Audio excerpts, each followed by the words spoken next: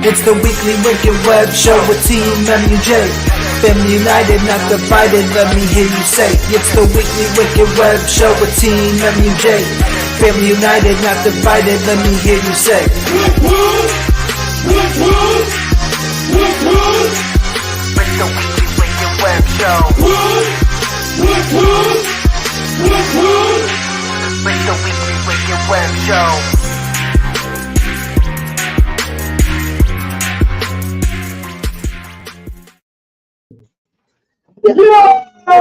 Welcome back to TeamMUJ's Weekly Wicked Webshow. Yo, shout out to the month of June. Shout out to everybody kicking in the chat. Like Fred said, we are back. It is the Weekly Web Show. Much love and love to everybody chilling out in the world. Thank you. Hi to the chat room now. You got to leave. Are you ready in this? Hey, Uber over. We can fit a chair for him. Hey, that was tight. I was talking about that in a second, but that was tight when Saul pulled up after being in the chat the other night. That was really cool. Yeah, that was. Hey, everybody in the chat right now, look. You pull up right. I need to know how does our vocal volume sound? Let me know how we sound right now, so I know how we need which way we need. I feel like I've been working on my vocals. I need to know because I'm not sure if you guys are picking us up really well or not. But let me know if you guys are picking us up well. Then cool, we're gonna keep running the way that we're doing our audio right now. But it's been like fucking 2 weeks. This is the first time the volume is low. He said, Oh no! "Let's fucking work on that, my guys." Yeah, we can't have that. We cannot have that. Let's work. It's a little choppy. It's low. Positive, your ass is choppy. That should do it. Is that better for you guys? Is that better? Yeah. All right. Can you hear us now? All right. So, right. I hope that's a little Thumbs better. up or thumbs down? Because it sounds good in my earpiece. Dog, we are still working the fucking the kinks in the jug stew more and more as we adjust things. All right, Nice. cool. My bad. All right, so we're back on the All mother. right. All right. So this is the first time Oh shit. since like the gathering, road to the gathering, the Juggalos, that we went a full 2 weeks without doing a Weekly Web Show. Damn. First time. That's dope as fuck. That is. That's dope as fuck. Hey, that's a fucking milestone in my opinion. If any of you guys follow us on social media, you will know that not just with the Juggalos, not just with us, not with just anything. Like around this time of year, it's busy as fuck. You know what I'm saying? We got birthdays, we got the spooky season, we got motherfucking fall time type shit. You know what I'm saying? So there's all kinds of shit to do. Like we got families to fucking make sure that they're enjoying the spooky season as well. You know what I'm saying? So there's things going on, you know? So it's been hard to do weekly web shows. We do have some, we will be doing tonight, maybe another one real soon. And then it'll be still choppy through November. I would say, speaking of the family shit, this might be the gap again. Yeah. Because I got Shorty's birthday coming up at the end of the month. Yeah, I told Jiggy, it's like, bro, if we can, after the birthday party, we do a weekly web show, you know what I'm saying? I'm with But that, if anything, this might be the only one then here that you catch with us in October, and that's why we want to do big spooky season shit and fucking. Yo, shout out DJ Chunk and the spooky season vibes. I gotta get the new tour shirt. Another spooky season fucking vibe, man. I like during Halloween getting the orange shirts, and if we do another one, I have an actual orange. Do you remember how I got this shirt? I kind of do remember. I got this shirt. I do kind of remember how you got that shirt. Billy Bill was showing me good shirt. So it has been like about 2 weeks since the Weekly Web Show was last on the air. If you guys tuned in last episode, we had Wraithy, our homegirl Illegal, in the motherfucking chat. Dog, that show was fun. That show was dope as fuck, bro. Yeah. I had a really good time chopping it up with Illegal, with Wraithy. And we also got special surprises in that episode. We got to premiere Carnival Soup, which the fucking Juggalos have been going crazy for, and Anna's in the Attic. I mean, like, there was right before they came out, man. Yeah. So, shout out to Acetone Boogie, shout out Frankie Goldie, shout out King's House, who changed her name back to Cheese House for that episode. Straight up, bro. You know what I'm saying? It was confusing us too much, you know. Hey, no offense, but the Death Destroyer. I was gonna start. I was just like, we just need to start saying Ruby if that's gonna be But Cheese House. But that episode slapped, bro. It did slap. It was good conversation. It was good. Like we said, we're not a big interview type podcast, but like we do start. We had some questions that lead into like a dope conversation. You know what I'm saying? It's not just like, oh, how'd you get your start? Where did you from? It's like we started shit, and we started a nice little conversation. Most of the people that we have on the show, we're like, I feel like we're friends with before we do it or whatever. Well, that's the thing about our show too, dude. Like I like the most is like we fucking do this shit. We're talking to people, online all the time, whether it's IG, Twitter, whatever we're at. And then when it comes to showtime and everybody's in here, it's the same people we chop it up with on them social media pages and shit. So it is like we know them. And then when we do get to see them or catch them at a show, some of them are local. Yeah. Or we see them at the gathering. It's big juggler events, man. It's dope as fuck. So. Yeah, so chopping it up last week was dope because we had like a whole slew. It was, we wanted Brigid to join us last week then too, since she's so tight. So Pt2 pulled up. Yeah, Cheese was on here for a hot minute then too. Frankie Goldie was on the Vegas Strip asking motherfuckers if they like soup. Yeah, in front of the. What's your favorite soup? What's your favorite line of? Let not be level. Yo, he pulled up on homeboy that was just trying to scaring motherfuckers off and shit. He's on a sightseeing shit, and Frank's like, "Yo, you fuck with soup, dog?" Like, you know what I'm saying? What's your favorite soup? That shit was tight. And then we got to hear his Soup Man, and since then, Carnival Soup and the Southwest Funk has hit the airwaves. Smell better in here. It does. Thank you for the. Put a little, you know what I'm saying? Put a little glade shit in here. It smells good. For the homies, though. Smells good once Prez and I are here, though. Oh yeah. That's a different type of smell. But so like I said, that was the last episode. That shit was gas, man. We had a really good time that night. All the homies that did kick it with us tonight. We're back with another fucking banger, bro.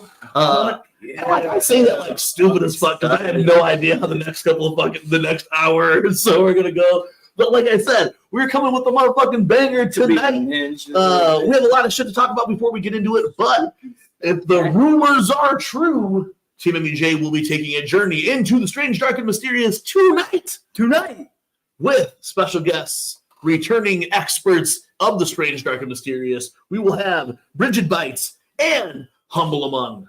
Also, we'll be opening the panel to special guests. I know we already have opened this the panel to any of you special guests who want to come in.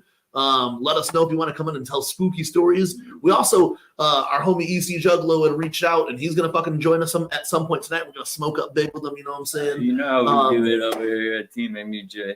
Hell yeah. Little Glade plug-in. Miracle. You know what I'm saying? We before it is even super spooky in this motherfucker, we have a bunch to talk about though too, man. So before we get into that, you know how it goes. We talked about last episode. We motherfucking talked about the shit that's been going on or whatever. Oh, I forgot to mention. Absolutely forgot to mention. What'd you forget to mention? Here are the notes. Last weekend, we had contemplated doing a Weekly Web Show. Yes. We did for a split second. For a very split second. Then, to celebrate Jiggy Fresh's birthday, he threw a little bash over here and had a good time. I unfortunately wasn't able to join the bash, but we came back Sunday and we ran that play back. And we were over here pounding back beers till motherfucking almost 1 o'clock in the morning and shit. You know what I'm saying? Happy birthday, Jiggy Fresh. Shout out to everybody who fucking commented on the post that we put up on the motherfucking Instagram and shit. It was Jiggy's birthday. Shout out. Dope as fuck. They did come through. They ran the pong table. Never come by when we're here, though, right? Yeah, that's fucked up. You know what I'm saying? They ran the pong table. We'll add that to another. That's another discussion. They ran eight or 9 games in a row, undefeated. But then shout out to Saul, man, because he came. Bobby and Murderers came back on my actual birthday. Yeah. You know what I'm saying? They came to kick me on my actual birthday. We again hung out in the garage, just fucking around playing pong and shit, and then we hear this asshole cruising down my cul-de-sac. Bro. There's kids outside. I'm fucking shit to my dog. Bobby was like, Piss me off. Who's this? Bobby goes, who the fuck is this asshole pulling up here? You know, like in your cul-de-sac like that, bro. And I look out the garage. I was like, bro, that's Saul. And then I was What like, was tight about that is that we were on IG Live and Saul was talking shit in the comments, and we were like, "Yo, pull the fuck up, then." And like, dog, like however long it takes for him to get to his crib, which isn't long. it's literally like 5 minutes on the road. You were. I'm not concerned, father, dog. I mean, it was late. My kid went out there. The kids were out there, but still, bro, after I come out and The fact of the matter is, like, what your shitty neighbors would fucking have someone speeding through here right now? You gotta understand, bro. I live on a cul-de-sac, bro. And I live like on a round part of the cul-de-sac. You know what I'm saying? So like, cars don't come flying down the road, and then this motherfucker, all you hear, you know, going all crazy. Bob's like, who the fuck is coming down the road like that? It's just Fast and the Furious. it's all just C-Fan. That's hilarious. Some shit, you know what I'm saying? Everything here is Fast and Furious. Yeah, Bald and the Furious. But he pulled up all retarded. Can we say using the R word if anybody's been in, I apologize. But he pulled up all stupid. And Bobby's like, bro, who the fuck is that? And I was like, damn, who is that? Well, I met most of Jiggy's neighbors and shit. I'm like, no, bro, like my neighbors are all older, you know what I'm saying? Except for my boy next door and shit. But like, no? yeah, pin it up, dog. You can do it. Baby, but yeah, bro, like no one comes speeding down this fucking cul-de-sac like that. especially at those hours. Yeah, it was Like, let's start. Almost got the clip in it. Almost dumped the clip in it. We're kind of ops over here, you know what I'm saying? The ops rolling. But then watch it, and then it pulls up, and it was fucking Saw, and it was cool as fuck. Then Saw ended up kicking with us, running for us that night, so that was cool. I give Saw big props for coming back 2 nights in a row, unlike somebody else who was very close. He was in a group chat like, "Yo, bro, we're gonna Kayla's dance. We're doing this, we're doing that," and I was like, "Bro, just come through, dog." Like, and he pulled up. So shout out to Saul, man. Like, I think him all the time at work anyway, so it's not like a big thing. But like, it was cool for him to pull up. And I had seen Saw a little bit of those too, so it was tight to see Saw. Shout out Saw because, bro, I don't know if you guys know this, but man, like a couple of, like last October maybe or whatever, Saw walked into a room and was in there for like a long time or whatever, and then out came a clone. And it's been this clone Saw the rest of the time. He's like, I only work now. I'm retiring from rap. I don't know how to rap or whatever. But little did I know is that he's been fucking flipping bacon. You know what I'm saying? Hey, Saul's cooking. And This motherfucker is cooking. I want to say, bro. I don't know if you guys know. I mean, besides the other shit, but I'm cooking something with Saul and somebody else. Man. I heard Saw beats from 2 completely different type of rappers in the last 48 hours or so that are insane. All right, I didn't know this motherfucker could cook like that. Yo, shout out He's flipping bacon. Blonde baby. Shout out Nick Bazar. Nick Bazar. Hey, yo, Nick Bazar is a goat, bro. Like, man, I went down the rabbit hole in this shit. Like, I was watching his videos. Like, you know, he puts those little fucking clips together and shit. And his little I don't want to say, but like the mini movies, bro. He's a goat. Nick Bazar is a fucking goat, dude. Can't wait to hear those too, bro. He's cooking.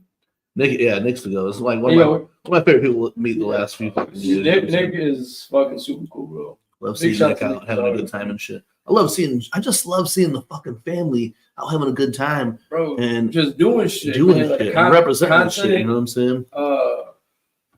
I don't know if he's got a YouTube or whatever, but like, I mean, yeah, he's on YouTube, obviously. But like the IG shits, bro, like you watch the reels and like the little movies he puts together, dude, is like fucking gas, bro. Like, big, what was it? This fruit fly that keeps coming. This fruit fly that keeps coming in there. Next time I'm just gonna go. Yeah. Big shout out to Nick Bazar. Big shout out to everybody. Shout out to Brigid Bites, fucking Humble Among, the Podler, Blind Baby, East Juggalo.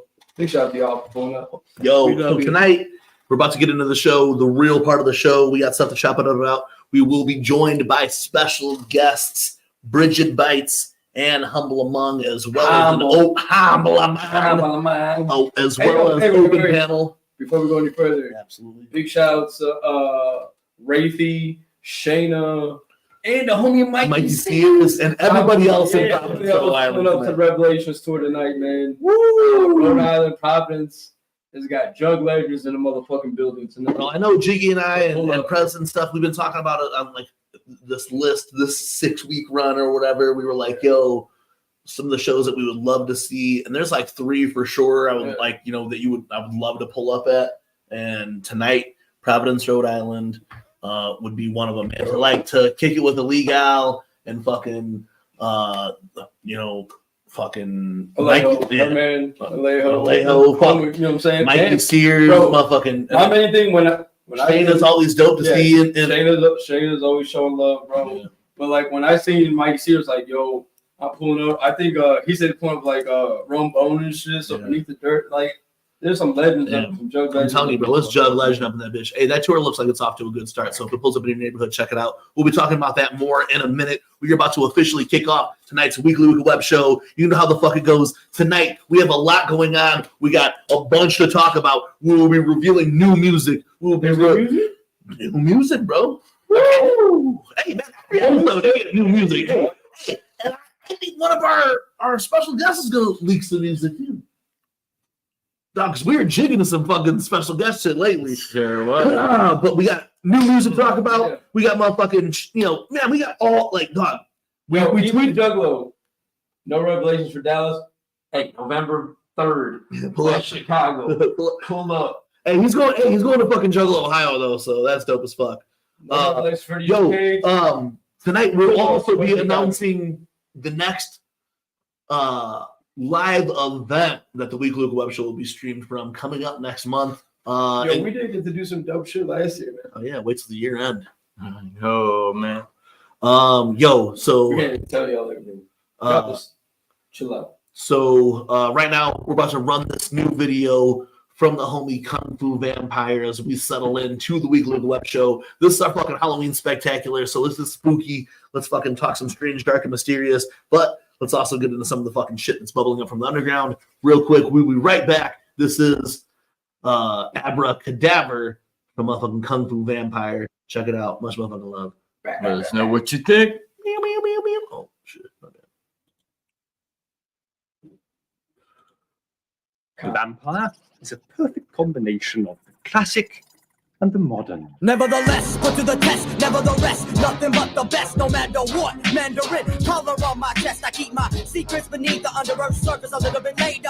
A skater, I recreate a breakfast. The next thing that I know when I meet in the tetanus. Shot in the heart with the wooden stake. Make no mistake, I cannot wait for blood vessels. Tasty like strawberry cake, a toothache. Cool like a snowflake. Mysterious water snake that'll uptake. Shake, rattle, roll, quake. Battle, lance, and the candle dance is what I require. Acquire, retire, admire to the grand sire. Liar, spit fire, perspire. That's how I acquire my victim.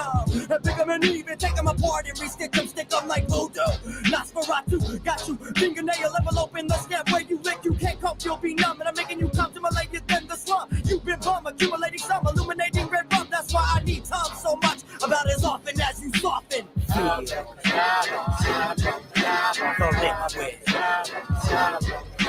Sloshing.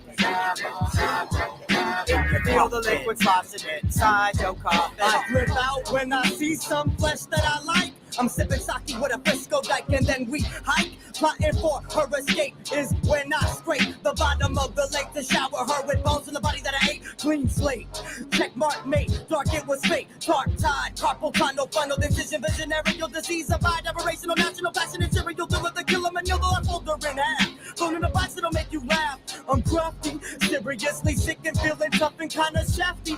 Turn this up, literally sticky saltwater taffy. This is getting me goofy like Daffy, so ask me no more questions and learn your lessons. Internal organics ain't got you stuck with the other side of me that you'll have to put up with. I uplift and leave you bleeding cold and now you dry. Even top, breathing hot, Steven, where's your friend? I'm here to sort and contort and then I'm leaving.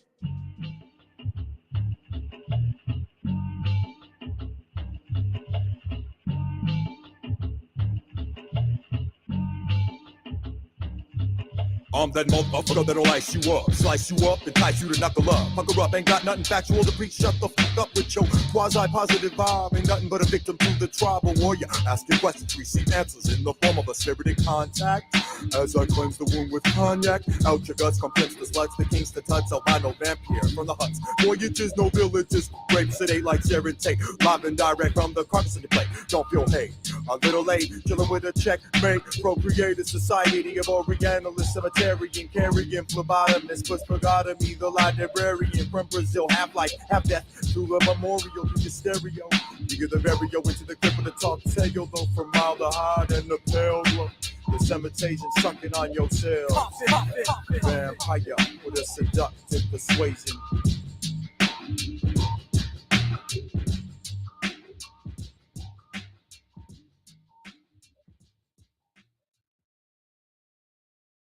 Video is dope as fuck, right? Yeah, that video is clean as fuck, bro. 100%.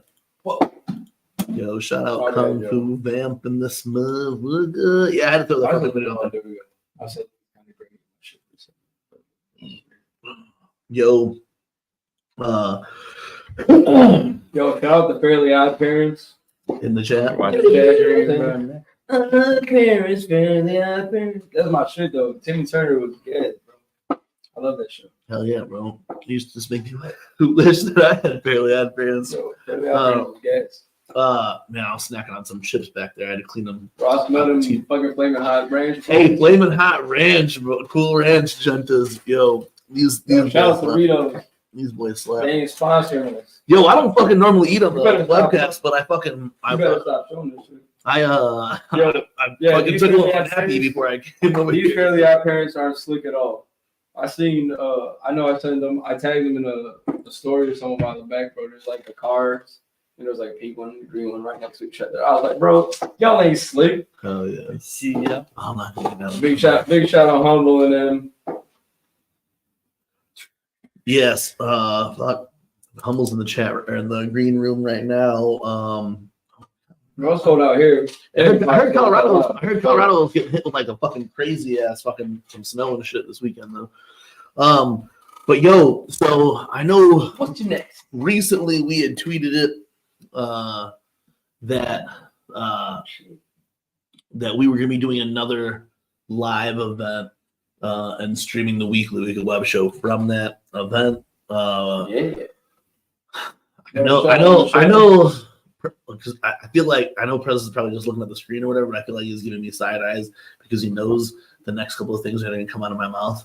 It's spooky time. But this year we didn't get to come back to this event that I've taken pride in the last 2 years or whatever. And I was really excited to do the Weekly Web Show and the Junta 2 from this convention that unfortunately we didn't get invited back to this year. I don't know why we didn't get invited to back this year, other than our liaison was fucking mangled by bears in the Arctic or something. I thought it was a car crash. Yeah, I thought it was a car crash too. Car crash. I thought it was a car crash too, but apparently she had lubed herself up with honey and went running through the woods, and these bears fucking tore her up. You know what I'm saying? But she was able to get away because they thought that she was a corpse already from the way that she had smelled. So they had left her there rotting in the woods, and she was able to get away. But she's in an intensive care unit right now.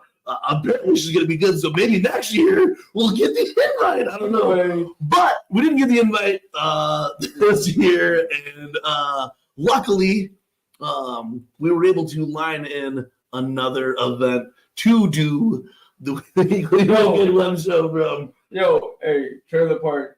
I'm glad he pays attention to our web show. Oh, Jesus Christ. Yes. Bro, hey, that sign is legendary. Bro. Legendary. You know We need tire. It didn't even say we need a tire. It says just that. We need tire. And guess what? We didn't get the tire, but we had mad people stop trying to help us out, dog. When we did get the tire, it cost a lot of money. Yeah. It cost a lot of money. It cost a couple $100 or so, whatever, a couple hundred. I don't remember. Either way, we got the tire. But like you said, you know, we've been wanting to do another event since the gathering. You know, last year we were able to do the gathering. This year we were able to do the gathering. But last year we had followed up the gathering with this convention. Right. This year we will be following up the gathering. Hey, shout out to our brothers Razor. Shout out to our homie Scum too for looking out for this and the potential partnership with this venue or whatever. But on what's the date? November 26th. No, Sunday, November 26th. Catch a live Weekly Wicked Web Show from the Sickness Overdose Tour with Triple MFD going down at the West Chicago Social Club in West Chicago, Illinois. So just expect already off the rip, you're going to see Razor. You're going to see Triple MFD. You're going to see motherfucking, I'm sure Fro will be on this motherfucker. You know what I'm saying? I'm almost guaranteeing Fro. So not only will you get the live high-def stream of these concert footages, but we'll be pulling special guests the entire night to the back room where we'll be set up. The back room is like, it's not even like a full, like where we're setting up is actually going to be like approachable. So if you are at the show that night, you come, say what's up. Expect special guests joining the panel throughout the entire night. We will be asking some hard-hitting questions to one of our special guests who will potentially be joining the panel that night. Yeah. That's all I will say for now. Damn. Hard-hitting versions. I don't even know. See, Bobby's looking. I'd say back room, but it's just like, it's like this, so that like when we're doing the web show, you won't necessarily hear the stage as loud as you would. Yo, shout out A-Stone right there. That's the Tone Boogie in the whip, Southwest Bunk. Bumping that Southwest Bunk. So hey, shout out to Scum, shout out to Razor, shout out to motherfucking IP, man. I can't wait to see IP. And IP, dude, IP is always, I mean, Scum too, man. I ain't taking over Scum, but like both of them, man, are always fucking super cool. Show us love a lot, man. Real humble dudes too, man. Like for real, like they don't hesitate to pull up and show out for their homies and show love to the people that show love to them. So big ups to fucking Triple MFD, man. when we get a little closer to that event, we'll let out the whole the whole lineup of who's performing. But for sure, Razor, I'm pretty sure Fro, Triple MFD will all be on this spot. It's gonna be really fresh. You know what I'm saying? Gloom unit. Shout out. Gloom unit. So that's gonna be a dope ass event. If you're in the house that night, come back, kick it with us on the Weekly Wicked Web Show. We will be streaming the entire shout out DPC. All the concert footage that night will be shot in high def with quality sound. I'm actually trying to work to be plugged into the actual soundboard to run our sound for the concert part of it as like the special guest, and then running from the back to do our interviews or whatever. And the back room isn't, like I keep saying back room, but it's just like far in the concert spot or whatever. Yeah. And it's actually a really cool spot. We'll set up our lighting. We'll set up, all that other shit. So come through. Said, damn. All right, Nick. He said DPC here. Everybody else shut up.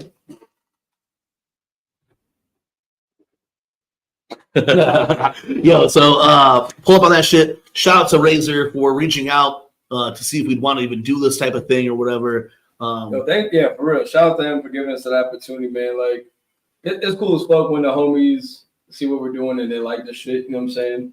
And for all of you guys pulling up and they see, other people see that shit. Hey, yo, there's 17 people up in this bitch. We're gonna see the views or not. 17? But that's a good number. It's dope as fuck, man. We get opportunities like this.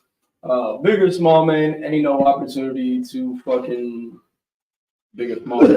So it'll be a Sunday show that weekend then too, which will be a little bit different. Sunday show. And then come see Triple MFD and TeamMUJ's. We'll be live in the cut, you know what I'm saying? And like this might kick off a series of other events live from the West Chicago Social Club. We are already tight with the promoters who run shows out of there and all that or whatever. Ouija Mac and Darby O'Trill will be pulling up there November 3rd. So we'll be back in the cut for that or before that or whatever. So we might even test it out for that show or whatever. If we can or whatever. But definitely for you guys, make sure you guys pull up to that. We'll be letting some more info out for it. But as right now, sickness overdose tour in West Chicago. On the Weekly Webshow from that motherfucker. So, It's really like Frankie's pod interaction just now was like that time Hulk Hogan sweetheart Pete, man, miss you, brother. And everybody Hulk, I'm alive. It's fucking dope, dude. I had to go back and look in the chat and then see to see because I didn't see it, but it's fucked up. That's so funny. Hey, shout out Goldie Main though for fucking coming through on the last episode and really If you're just pulling up Goldie, we did shout it out, man. Thanks again for pulling up. Last time we was on here, you gave us the fucking carnival suit blessings. You gave us the motherfucking Anna's in the attic blessing with Waddy and Cheese House and shit, man. Big dope shit. And we got another one other premiere, maybe a couple more news. Hell yeah. But hell yeah. get out the fucking mountains. I'm in the mountains, so I'm researching the Atlas. Well, stop where you're at and just chill for a second. What was the result of that? What was the result of that fight? Exactly. That's Frankie fought Stripe. Stripe's a wrestler. So speaking of West Chicago Social Club, as you guys know, we've been talking about it for quite a while. The Revelations tour is on the road right now. We were talking about it earlier in the show that they're in Rhode Island tonight with some of our fucking homies. That's gas as fuck. On this tour, you can catch TeamMUJ guaranteed. I mean, there's several dates we want to hit on this motherfucker, but guaranteed you can catch TeamMUJ November 3rd. West Chicago Social Club for the Revelations tour. Ouija Mac, Darby O'Chill, Razor, and Fro will be on that motherfucker. If you guys are pulling up, we're soft celebrating my birthday. My birthday is the day before. We're soft celebrating it. Oh, we soft celebrating, and then we are gonna hard celebrate it right after. We were soft celebrating it on November 3rd at the Revelations tour. So make sure you guys pull up. If you guys need tickets, we have those fee-free tickets right now. $15 gets you in to the Revelations tour. I have a very small number, but I was blessed with a small number from my boys Razor to take care of you guys. So if you guys need them, just let me know. I got you. $15, little man. Put that shit in my hand. Hey, allegedly, it's purely speculation. The day after, there's supposed to be a banger of a party, but we'll get into details of that later. The real ones need to know about it. Need to know about it. This is the real ones here. Yeah, but birthday Bobby is November 2nd. Birthday Bobby. Birthday Bobby. Yeah, birthday Bobby. Bobby Blaze's birthday is November 2nd. We're hitting this tour. Also, my grandmother's and our homie Day One's birthday, November 2nd. So big shout out to November 2nd. What a great birthday. Like a bunch of my favorite people, a bunch of my closest people, my grandmother, my best friend, you know what I'm saying, my brother, and my other brother on November 2nd. I didn't see Day One last weekend. It was the first time in a while. It was tight. And then, then we get the fucking Revelations tour. And then, What are you talking about, Pine? Okay, we'll put it out there. The real ones who pull up may get the invite. Not everybody, you know what I'm saying, but there's supposed to be a post Halloween Dia de los Muertos house party in the Jug Stew area. Maybe not in the Jug Stew area, but the Jug Stew adjacent. Yeah, Jug Stew adjacent. We're gonna have I heard of this banger party. So we're supposed to, we'll have the home. That's Bobby Blaze. We'll have the birthday boy DJ Bobby Blaze on the decks. We got the homie Aaron Sweets coming out. The South Bend homie Aaron Sweets. Kid Lemon Fresh. I think Kid Lemon Fresh are working with Scotty Static, so we might get Scotty Static up on this bitch. You guys know Kid Lemon Fresh from the Junta. Yeah. If you were there at the Junta, if you seen footage from the Junta, he was spinning straight hardcore EDM fucking bangers. So bangers. We got a couple of homies pulling up, man, to throw the DJ stand. It'll be the first, I had a birthday party last week, but this is house party type shit, old school house party, fucking DJ in the basement type. A few years ago, me and Sweets Aaron Sweets, who already is guaranteed pulling up on this motherfucker, he said, we did this dope ass sold out Juggalo after show, and me and him alternated, and we did like old school Jug classics and then our style of like EDM or whatever. Yeah. It was so fucking good. Bro, I can imagine because Sweet's got like that house, like that hard house shit. Yeah, the hard house shit. Yeah. Bobby Blaze on that motherfucking, trap fucking dubstep fucking wah wah wah shit. You know what I'm saying? Wah wah whoop whoops. And this is gonna be a banger, man. If we can pull this off, it's gonna be a banger. That's all I gotta say. So if you pull up to West Chicago, we're gonna be up in this bitch, man. Hell yeah, man. That 3-headed monster ball. Hey, dog. Woo! I know we talk a lot of shit, man. All of us right here is super jelly. Like, I know for sure. Pogler may be the only representative there on TeamMUJ. He's going out to HALLOWICKED. He's going out to HALLOWICKED. But unfortunately this year, Doug, I will not be able to make it. We talked a lot of shit. I don't, bro, like, my son's birthday is the 28th. I think the only reason why I'm not going to end up doing this fucking the 300 Monster Ball now is because we have so much shit kicking off in the beginning of November. So I think that's November's gonna be heavy, bro. Now, because we were talking, I was like, if they did a Devil's Night show, I'll pull up to Devil's Night. Last year, dog, like that's a 3-headed monster ball. I know, that's what I'm saying. Oh, so yeah. last year, I pulled the fuck up, bro. Like we did fucking Bloody Sunday. Yeah. Drove back and I went to work. I just didn't go to work at like 7:30 like I normally do. I went to work at like 10 or whatever. But still, that shit sucked dick because we left fucking Detroit at whatever the fuck time in the morning that we did or whatever, and went back to that bitch. Hey yo, I'm still like fuck Twisted. I'm still thinking Fuck him. Hey, look, dog, I don't even like. There's ops that smoke. I haven't smoked ops that I do smoke. But I didn't even smoke Odyssey Pack. You know what I'm saying? That shit bunk. You feel me? That shit bunk. That's the shit. If I walk like 10 feet down this hill in my backyard, that's the shit I'll find them. Fuck 'em.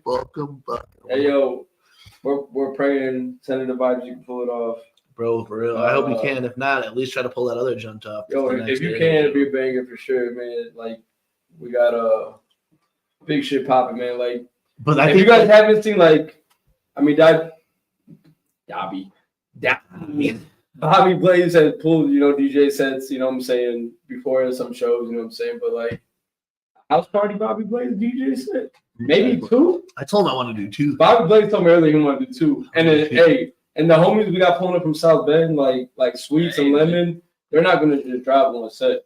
No, it's just gonna go. It's gonna be a rotation. Even if they do, though, those motherfuckers go like. I like to go like an hour or whatever, but I'm gonna only do like 2 half hours. These motherfuckers will go like 90, I bet. Yeah, yo, and if you down with that like hardcore house shit, man, that's the homies, man, right there. Hey, big shout out to the 574, man. Yeah, so make sure you guys look out for that shit because Revelations tour weekend, once it comes to Chicago, we're gonna be on some busy shit. That's like I know on the podcast we had talked about it several times that if they did do a Devil's Night show, we'd probably pull up. But G's got his kids shit the 28th. G shit. You know what I'm saying? Nick Bizarre. So, G shit. He said, sorry, I'm watching Revelations tour live stream. I'm busy. yeah, I feel it. I don't know when to go. You should just tell him like I ain't pulling up regardless of what the fuck I'm doing. That's what's so wild though, is like because I feel like that's something that I like. Even though they follow Jug shit, like I saw people posting pictures and I was like, oh, Twisted had a show this weekend? Bro, I had no idea. Why the fuck did I know? I had no idea. I only knew because I was scrolling through Instagram and I saw somebody who was like, I had this thing. I was like, oh, shit. I was like, there was a thing this weekend? I don't know. You know what's going on this weekend? The Revelations tour. Fucking 300 Monster just ended. Motherfucking Clutch just ended. I don't know nothing about nothing else. You know what I'm saying? I don't know nothing about anything else. You know what I'm saying? I physically don't know. You're not gonna catch me on a Freudian slip where I'm like, yo, fucking whatever show just happened. Twisted's Friday the 13th show. It was in Chicago. It was in Chicago? I didn't even know. Was it in Chicago? No, I think it was at fucking Poops. Oh, okay, all right. I was gonna say, oh, Chicago. I had no idea. So you were not gonna catch me on a Freudian slip like, yo, fucking Revelations tours popping, motherfucking, Halloween's about to happen. Honestly, I mean, no, you're not catching me slipping like that because I literally don't know. You know what I'm saying? So it's whatever. But shout out Trevor Douglas. Shout out James Fee. that's one thing we were saying though is that I really want to go to this the fucking monster ball. It might happen. I still might do just some stupid scumbag jug shit. You'll see me on fucking the Devil's Night in Detroit. I don't think so. It'll happen this year. I'll be as lucky as it was last year. I know for sure it definitely ain't gonna happen. HALLOWICKED is always off the table. You know what I'm saying? So that's not gonna happen. HALLOWICKED, and some of my kids are like all old enough. Yeah, I got about like 3 more years before I stop this bitch. But HALLOWICKED looks so gas. For those who are going, you guys get a banger of a motherfucking. I'm not the biggest Merc fan, but you got Merc, dog, and motherfuckers love Merc. You got motherfucking Esham. You got Ouija. Corey motherfucking Feldman. Eat Mike's Corey Feldman. You got Lardy B, the next female on Psychopathic. You got motherfucking Darby O'Trill. Dog, we were talking about it earlier, man. This is also at this point where I gotta just like get off for a second and just like rain praise on our brother Darby O'Trill. Yeah. But we talked about this earlier. We were talking about it earlier. I gotta answer this text real quick. If you pull two of these, if you pull a couple of things away, you pull the signing away or whatever, you pull the fucking legendary tour or whatever. Darby O'Trill already is now hitting the trifecta. You got there was no Jug Day this weekend, right? No Jug Day. So you got no Juggalo weekend. Yeah. I mean, Dallas kicked it off. I don't want to say there was no Juggalo, but an official Juggalo, like a psychopathic event, but Joe didn't pull up. So you got motherfucking Juggalo, Ohio, the Gathering of the Juggalos, and now HALLOWICKED. Darby O'Trill hitting the motherfucking triple play, hitting the trifecta. Then you hit the legendary 3-Headed Monster tour and the signing and all that other shit. Yes. Bro, like much motherfucking love, brother. I fucking love you. I'm so proud of you. This is the coolest shit in the world, bro. Like honestly, like this was just some weird shit. I know the tour had just started or whatever. Like I was like literally listening to fucking like when this motherfucker said he was listening to Beastie Boys in New York. I thought that was so gas or whatever. Hold on, BBC got offended. Like, hey, I know it was like official, but I'm just saying like it wasn't a psychopathic like. Yeah. That's why I had to even double think because I know that Violent J did show up and I know that there was a party thrown during Juggalo weekend. That's a banging ass Juggalo day, but I'm just saying. But again, this thing about that it was official. Just to throw that out there though. But just throw that to do because now Juggalo Ohio is going to be one of the top Juggalo events that will happen yearly or whatever. So you got Juggalo Ohio, you got motherfucking Gathering of the Juggalos, now HALLOWICKED. That is like. That's the fucking triple play. That's the motherfucking hat trick. That's the Juggalo trifecta right there. You got it. That's so fucking gas. Shout out to Darby O'Trill, man. Give that man his flowers, man. We've been giving Darby flowers for years. That's our homie. That's our motherfucking brother, man. We love him. We love seeing him shining, man. When he wins, that motherfucker wins. You know what I'm saying? Barlow's on a boat back this year. Does Violent J just have? He was just throwing that out there as that they've done it before. Big shout out to Darby O'Trill, man, and Bobby Blaze snacking on these Doritos. But yeah, man. Yo, big Darby stands for sure. Before we stop talking about Revelations then tour, Darby's out on the 6 week Revelations tour right now. You guys go see the shit. Is this Ouija's last tour till 2025? That's what he said. So make sure you pull up, man. Pull up on this shit. Violent J was giving Ouija props recently on that bootleg Kev interview and talking about how Ouija is a workhorse, and he is 100%. None of us can deny that here. And if he was going to take a year off, I don't think it's just us here. I think if anybody, whether you you're a fucking hater or not, or you love the guy, you cannot deny that man's fucking hustle, bro. Yeah. Nobody, I don't even want to say just an underground. Nobody putting music out, mainstream, fucking underground, motherfucking whatever, is doing the amount of work that Ouija Mac does. It's gone, it can't be unseen, So he does deserve to go ahead and if he's going to take that time off and not do tours or whatever, there's more power to him. There's definitely something on the verge. Bro, there's a new code that came out. Did I say no? See, do you have them? We'll send them. You have them on there. You can at least read it where it is. But so there's a new code out, so there is, Leisure Help is cooking. So to think this could be the last time you guys can see him live till 2025, at least on a tour run outside of the fucking Juggalo Ohio gathering, Halloween type beat or whatever, I'd definitely go run it up, man. And Pilar's talking about that bootleg Kev interview. I'm honestly will come out on the record right here that I am not the biggest bootleg Kev fan in the fucking world. I seriously almost do not like bootleg Kev, but we've been talking about it steadily as Violent J's been doing these fucking podcasts and all that. This is kind of one of my favorite fucking podcasts that he's been on, so no, that's absolutely true. Yeah, I mean, hey, he needs a fucking, Bro, hey, if anybody in this fucking game deserves a break, that man's been going hard for fucking 5 years, bro. 5-6 years, bro. Get him in a break. Just for this shit, yeah. Just for the joke shit. This for the Psychopath Chapter 17 going dummy dumb. But we're talking a little bit more about this podcast stuff too. I want to talk to Humble Among when he comes in about it then too. But it was a good interview. He's a good interviewer. It was fun to watch. Violent J's been on all kinds of crazy shit lately. Bro, he was still with Roseanne. Come on, some ketamine. The fucking Skankfest shit is just so crazy because it's what I wanted but didn't want at the same time. A lot of it,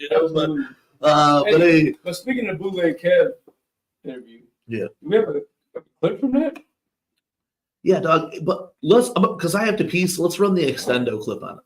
Run the extendo. Remember, run the extendo clip, man. Dog. You guys know here at the Weekly Webshow, TeamMUJ in general, we don't really talk a lot about bullshit or whatever. We try to avoid a lot of just negativity in general and conflict in general. We know as much. We know that talk that sells. You know what I'm saying? And it fucking people do want to see it or whatever. I don't. You know what I'm saying? And that is negative out there. And there's so much to talk about it. And tonight, I feel like this is the most that we have talked about it. And usually when we have a special guest who may or may not be controversial in the underground, we also talk about fucking crazy shit then too. So tonight, I feel like we're going to be a little bit unhinged. But because this has happened, it's like a refresher to everybody who wonders about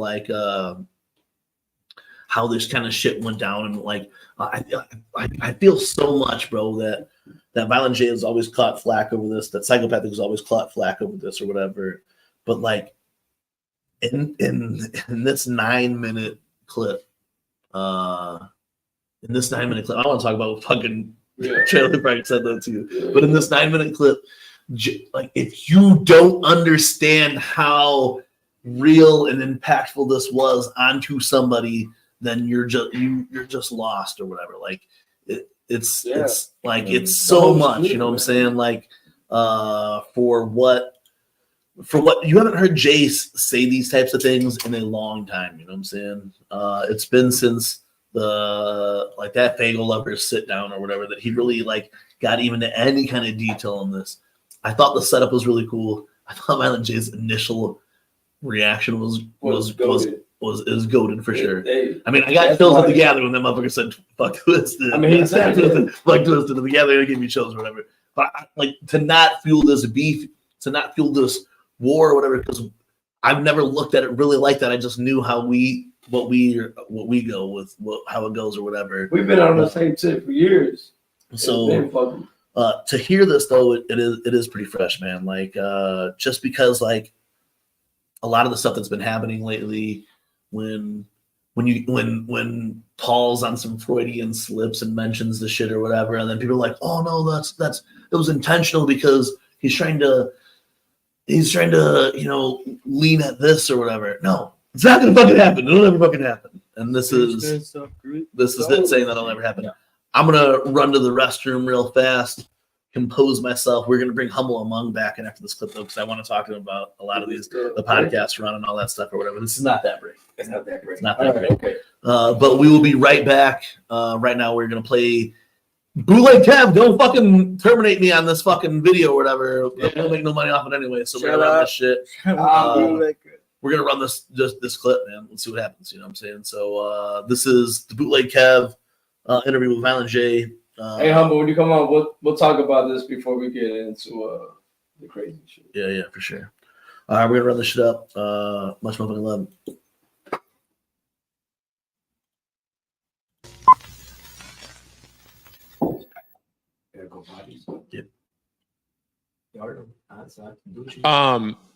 Did you guys, because I'm not, I told you this off the air. I was never like a big fan of your guys' music, but I'm very aware of you guys and your universe, you know. Did you and Twisted ever squash your guys' the civil war of the Juggalo world? No. Fuck Twisted. Oh, I gotta ask. The day I die. Really? Yeah. Fuck them. Fuck them. Fuck them. I ain't never been betrayed harder in my life. It was a fucking physical pain the way those motherfuckers betrayed me. Because you guys did put them on. Like literally gave them a fan base, right? I gave them the name. Right. They didn't have paint on. They were two other rappers. You know what I mean? We signed them, put the paint on, created them. You know what I'm saying? They got insane talent. You know what I'm saying?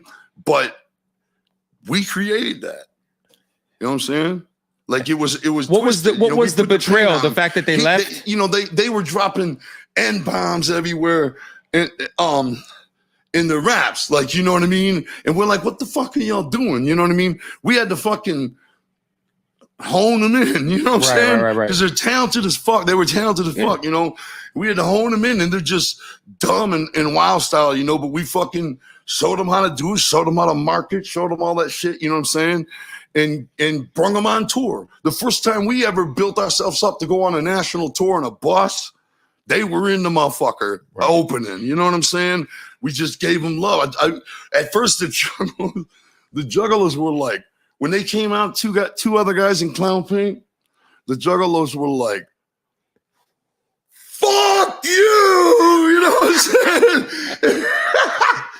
You know what I'm saying? And it took us years, you know what I mean? For them to accept them. Yeah, man. We were like, these are our boys. We're putting them out, psychopathic, you know what I mean? Yeah. And still, people couldn't understand the idea of Juggalos being something different than ICP. Right. They didn't want to bring because then you guys had like and it was a fat guy and a skinny guy, just like me. You know what I mean? It's like, what the fuck? Well, and then a lot of your guys' artists.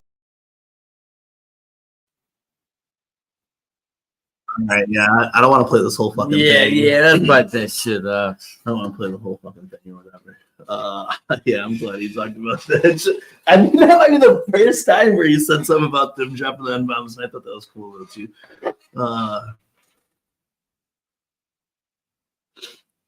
Yeah, fuck yeah, and yeah, Jay and Shaggy came forward about the stupid shit that they said when they were younger, but fucking Twizzler never fucking wrote it off or whatever. But I was kind of waiting for Jiggy to come back, but he's got his headphones on, so I'm gonna bring Humble Among and talk a little bit about this.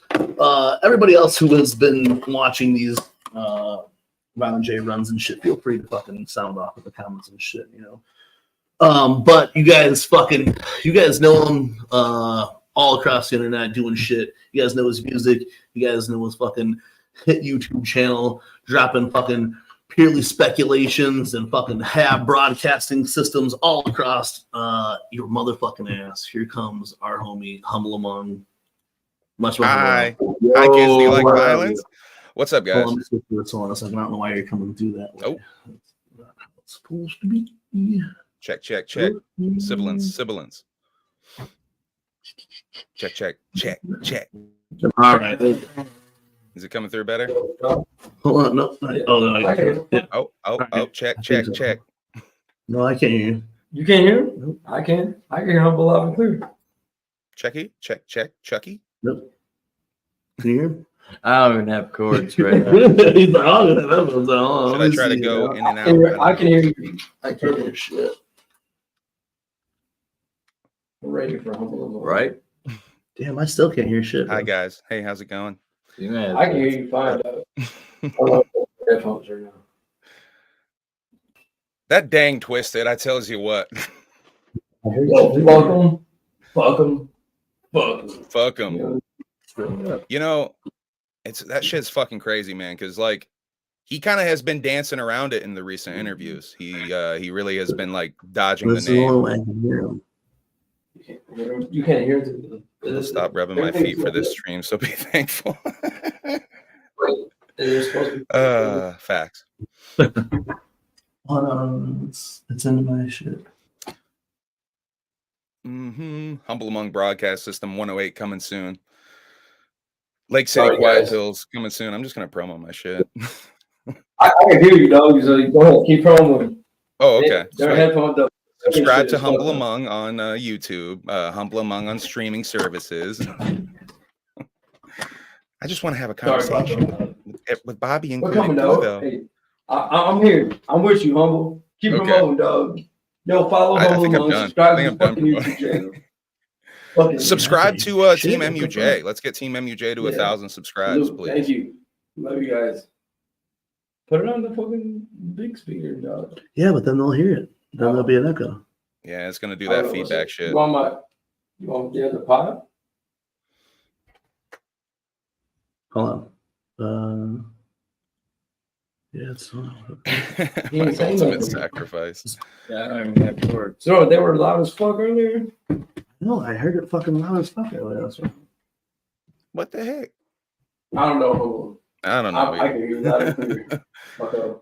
I want to talk that shit, man. I want to talk that shit, dog. Like, hey, do your thing, man. Yeah. So you know, translate. I'll be like the guy that tells him, like, "Yo, Humble just said this." So Jay, Jay talking about this shit. He's been very. I don't want to do that. Like, keep promoting. Keep on promoting. It's fucking very polite, kind of like sort of dancing around it, not wanting to say Twisted or M&E or any of the artist names. Something changed. Something changed on this appearance where I think it's the prompting of having the what bootleg Kev or whatever prompt him to actually talk about some of this shit, because that Tech 9 story is pretty fucking wild too. I think a lot of people are kind of brushing over that Tech story. The Tech bro, that shit's fucking. I don't know what to think about that. I remember some of hearing some of that. Like the way it went down was like that was kind of crazy. Like Tech really thinking that there's gonna be a gang war between the Bloods and the Juggalos out of that shit. Juggalos win every time.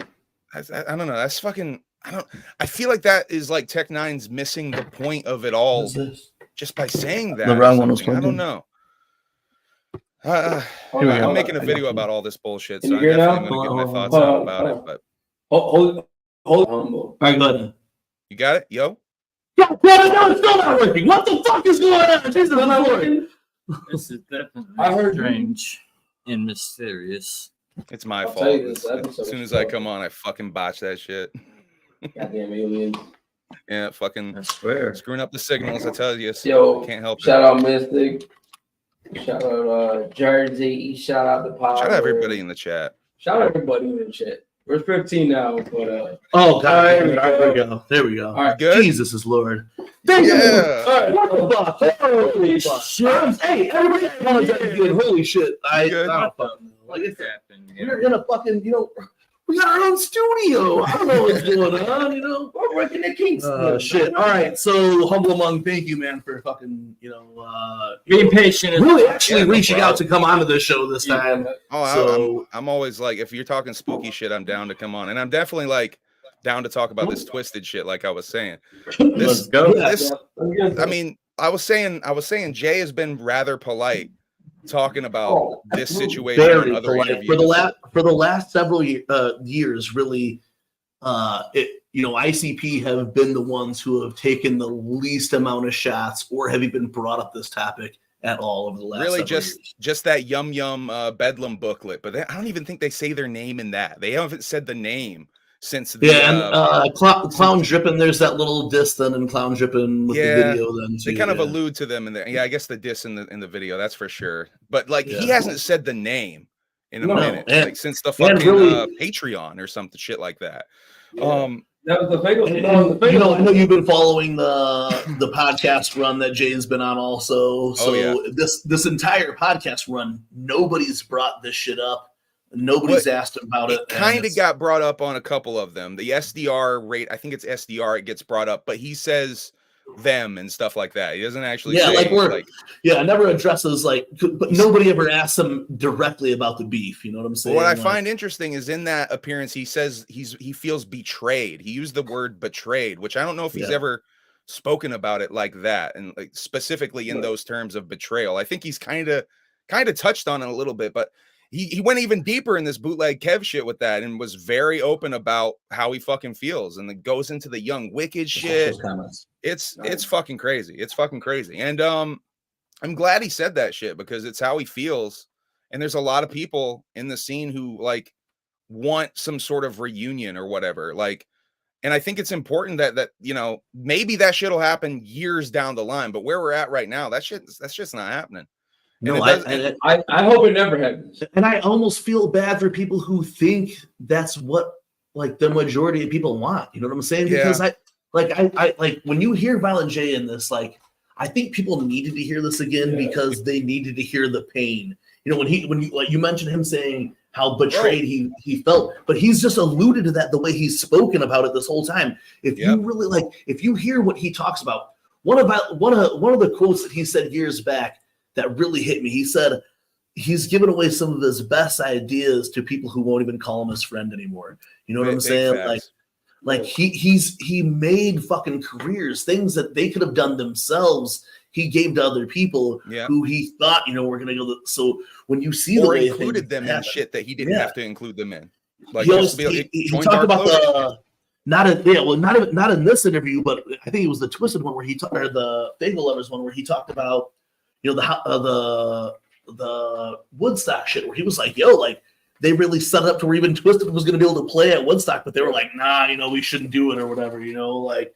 And I've never heard that one. That's fucking fascinating. That's because that's one of them shits I'm always talking about is they brought them everywhere. If they had a chance to put these motherfuckers over, they brought them to Stern, they brought them to MTV for fucking promo interviews about the Eminem beef. They would bring them fucking everywhere and put them over. If you watch, and this one Jay talks about too, about how like he's like, you know, and it was a fat one and a skinny one, you know, so it's the same thing for me. Like when people were bumping this shit, like in jugs that I knew, like even my younger nephew got into Most Aceless, bro. I never bought Most Aceless until like way later or whatever. I can't say that I was a Twisted fan until like Freak Show came out, really. You know what I'm saying? Really?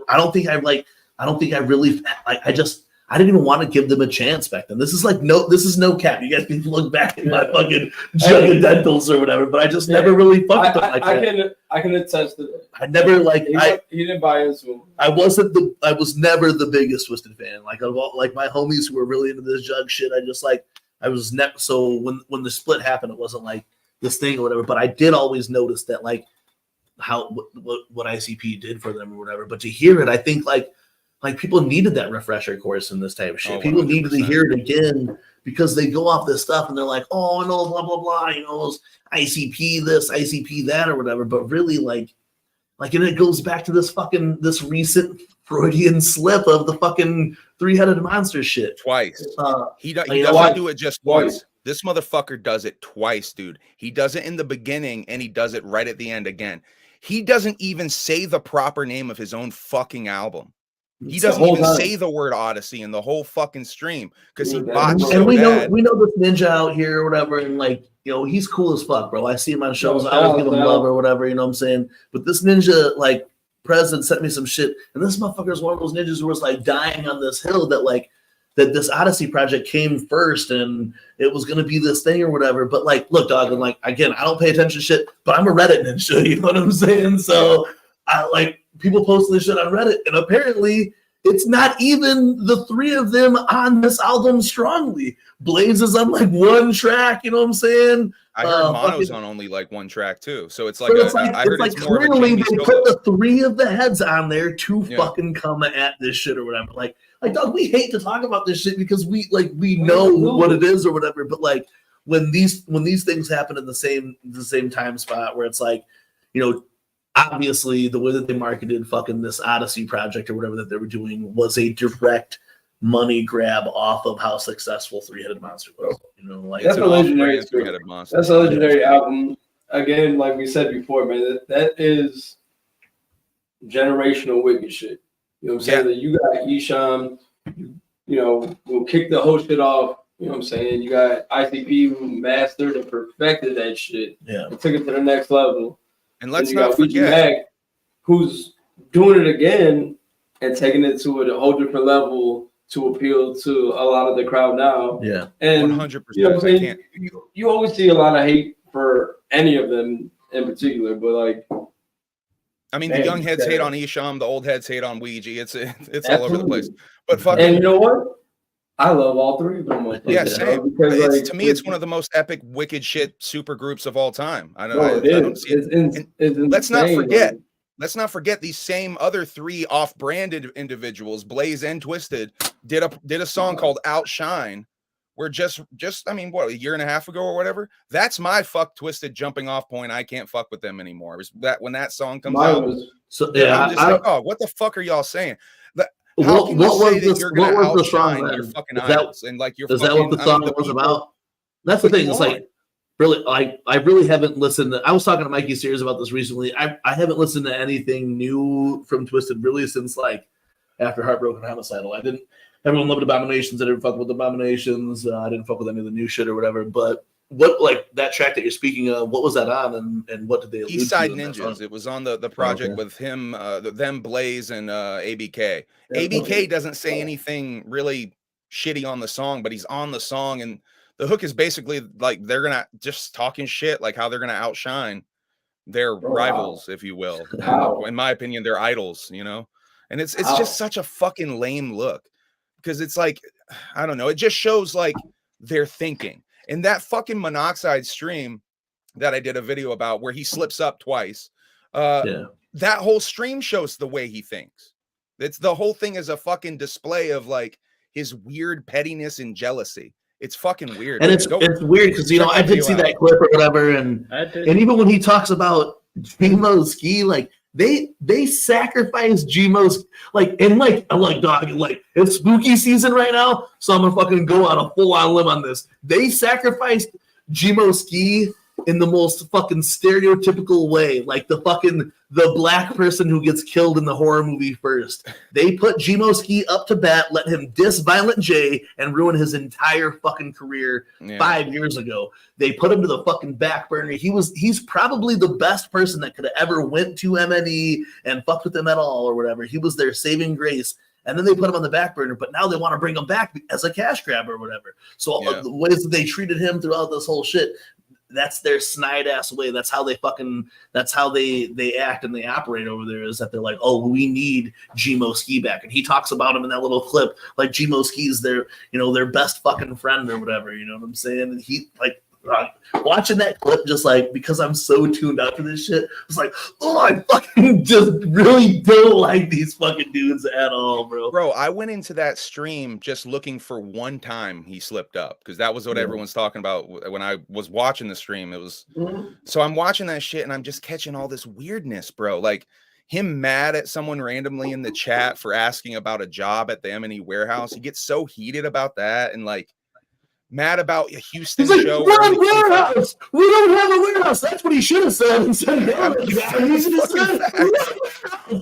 stop asking about the non-existent warehouse. There's no warehouse. We just don't have a warehouse.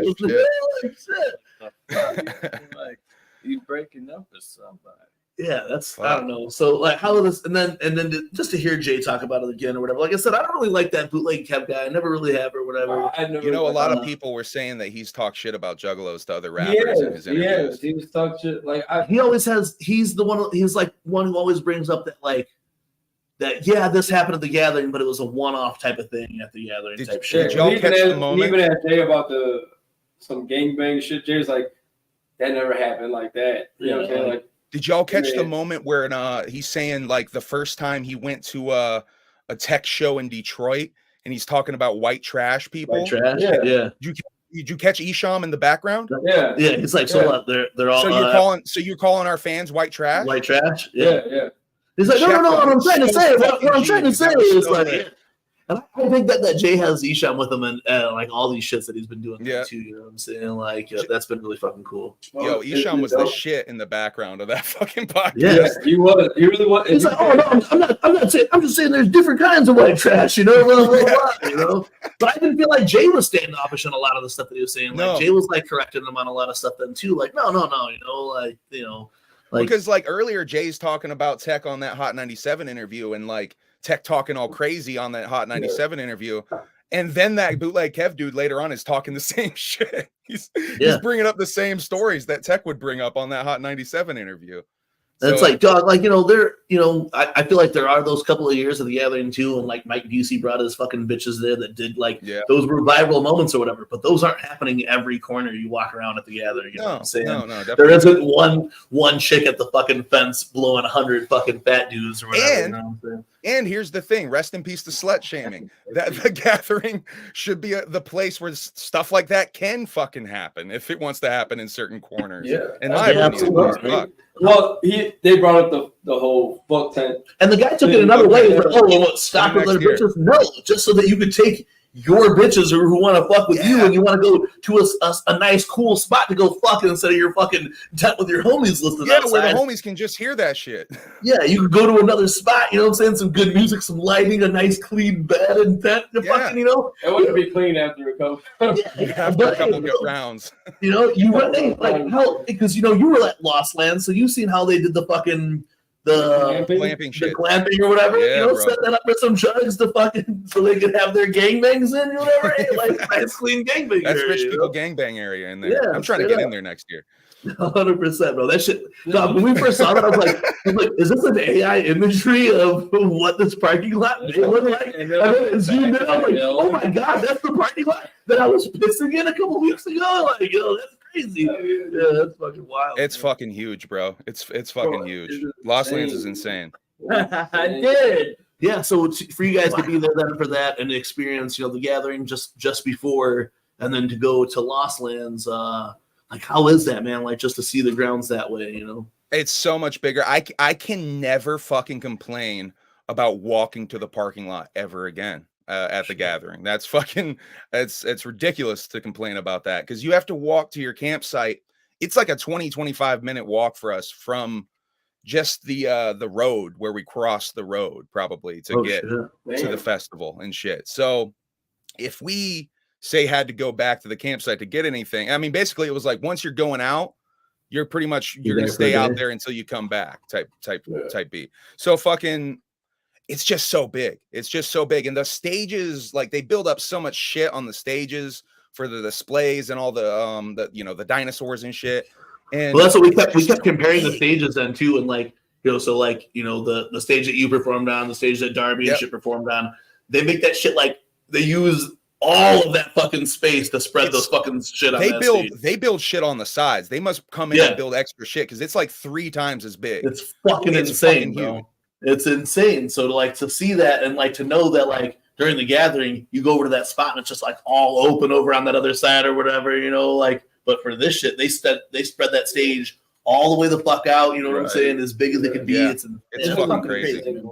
And like I was saying, the VIP area for main stage is right where you guys camp. Basically, that's their VIP area. So you guys, have a genius spot because that's where they. Well, that's why they built those stairs there, right there. So like the first year that I was at Legend Valley, there wasn't that set of stairs. It's like so you could that set of stairs that you can come up. That's right next to where the hill's at or whatever. That set of stairs wasn't there, but they had to build that set of stairs because it was VIP then. Yeah, that's the VIP entrance area. Yeah, so they built that set of stairs and shit right over there, and you see like where like the EMT and shit set up. They set up fucking big ass dinos there, but they have it blocked off for like the gathering to where that shit would be at. But yeah, that's what we were talking about. Like that hill, like that's VIP during my fucking Lost Land. So that's why I've been trying to grab it the last couple of years though, because you get that premium view of the stage and you don't really have to move anywhere. All your homies can come find you easily. There's so many fucking people. I'm like really glad that Emily made us do the VIP because we looked there for people. What was it, like drone footage where it shows the crowd, like where like we had the rides and like the how far back the crowd goes. It's insane. I was like, bro, Yeah, it goes all the way back through the dinosaur. How crazy the crowd is here. Like past the dinosaur. You have Past the the food, dinosaur. you have people. Way Yeah, past. it's 80,000 people. insane, Like, man. I mean, the gathering is definitely enough for me. You know what I'm saying? But 80, It's about 10, 80 yeah. flavor, Usually about you know what I'm 10. saying? Like, I wouldn't want to be like, to me, that's like elbows, you know what I'm saying? Elbows, assholes, be like this. You know what I'm saying? I don't want to be like that. That's my never biggest felt that regret. bad, though. I had the opportunity to go to either the first or the second Lost Lands at Feast. You know, Right. he was gonna cover shit, and I was just paying back later. But I was already so far in the whole off the bucket. I think it was the same year as the Carnival Carnage show. So I didn't end up going. I like totally regret it now, and I want to go every fucking year to see it, just to see how much they change this type of shit. Like, and it's positive for us, bro, that X is doing this shit every year because we benefit from every improvement that they make on those stages. You know, like every improvement that they make to those grounds, we benefit from it. You know, whether it's those stairs or even that new second stage. I mean, if you looked at last year how that second stage looked compared to this year, the ground was much better, the stage was much bigger and cleaner and all that shit. Like it was way better than it was the previous year. Like when the year what that, I want them to do is take advantage of some of the forest, where in Lost Lands they had something called the forest stage that was way pushed back. They should kind of do some more late night shit out there, because that shit is vibey as fuck. Like with all the lights in the trees and shit. It's just crazy how much property they have out there. It's crazy, like that like what we use for the gathering is like, you know, nowhere near the entire what they can facility of what because there's like 5 stages going on after the main stage is like done. Like there's still like 5-6 stages you can go around, including the second stage, which they call Wampy Woods at Lost Lands. Yeah, the Wampy Woods. Hell yeah. The Wampy Woods look gassing too. I'm like, bro. Fucking Diesel. DJ Diesel. Hell yeah. Shout out Shaq, man. Holy fuck. Shaq is a sight to be seen at these festivals, man. Fucking Bro, that's a dream of mine would be to do. He was at the college. We got Purdue, Purdue Northwest out here, like the, you know, you got Purdue and Lafayette and shit in Indiana, but you got the big the Northwest Division where we're at, you know, close to Chicago and shit. You got like a big ass bone party shit out here. Yeah, they had a big, and he was the main DJ, like, and it's literally what 20 minutes from our house where we're at. So if you guys get a chance to see him, go see DJ Diesel, man. It's so great. Yeah, that's the dream. Do to DJ the Gathering and Lost Lands in the same year. That'd be so fucking cool. God, that would be so lit. Yo, I was like Brigid said, the paved roads. The paved roads is from the first year I was at Legend Valley, bro. Those fucking rocks that were there fucking tore everything apart. Fucking jagged your ankles up. Fucking tore your coolers up or whatever. Paved roads and that bitch is fucking is from Excision. Paved roads is a big improvement. That's a big improvement. Even from the years I've been there, man. Like it was when we went, we had the wagon and we're pulling through gravel, and now I mean it still sucks going uphill, but like it's a smoother fuck. Feeling, you know what I'm saying? Like, drive to go through that shit, to go from one side to the other side. Yeah, it's badass, you know. Yeah, I'd love to like, you know, really experience Lost Lands for like a big event sometime. So maybe that'd be next year, you know what I'm saying? Like, and I did meet juggalos out there. There was like 4 or 5 different juggalos that I ran into while I was out there.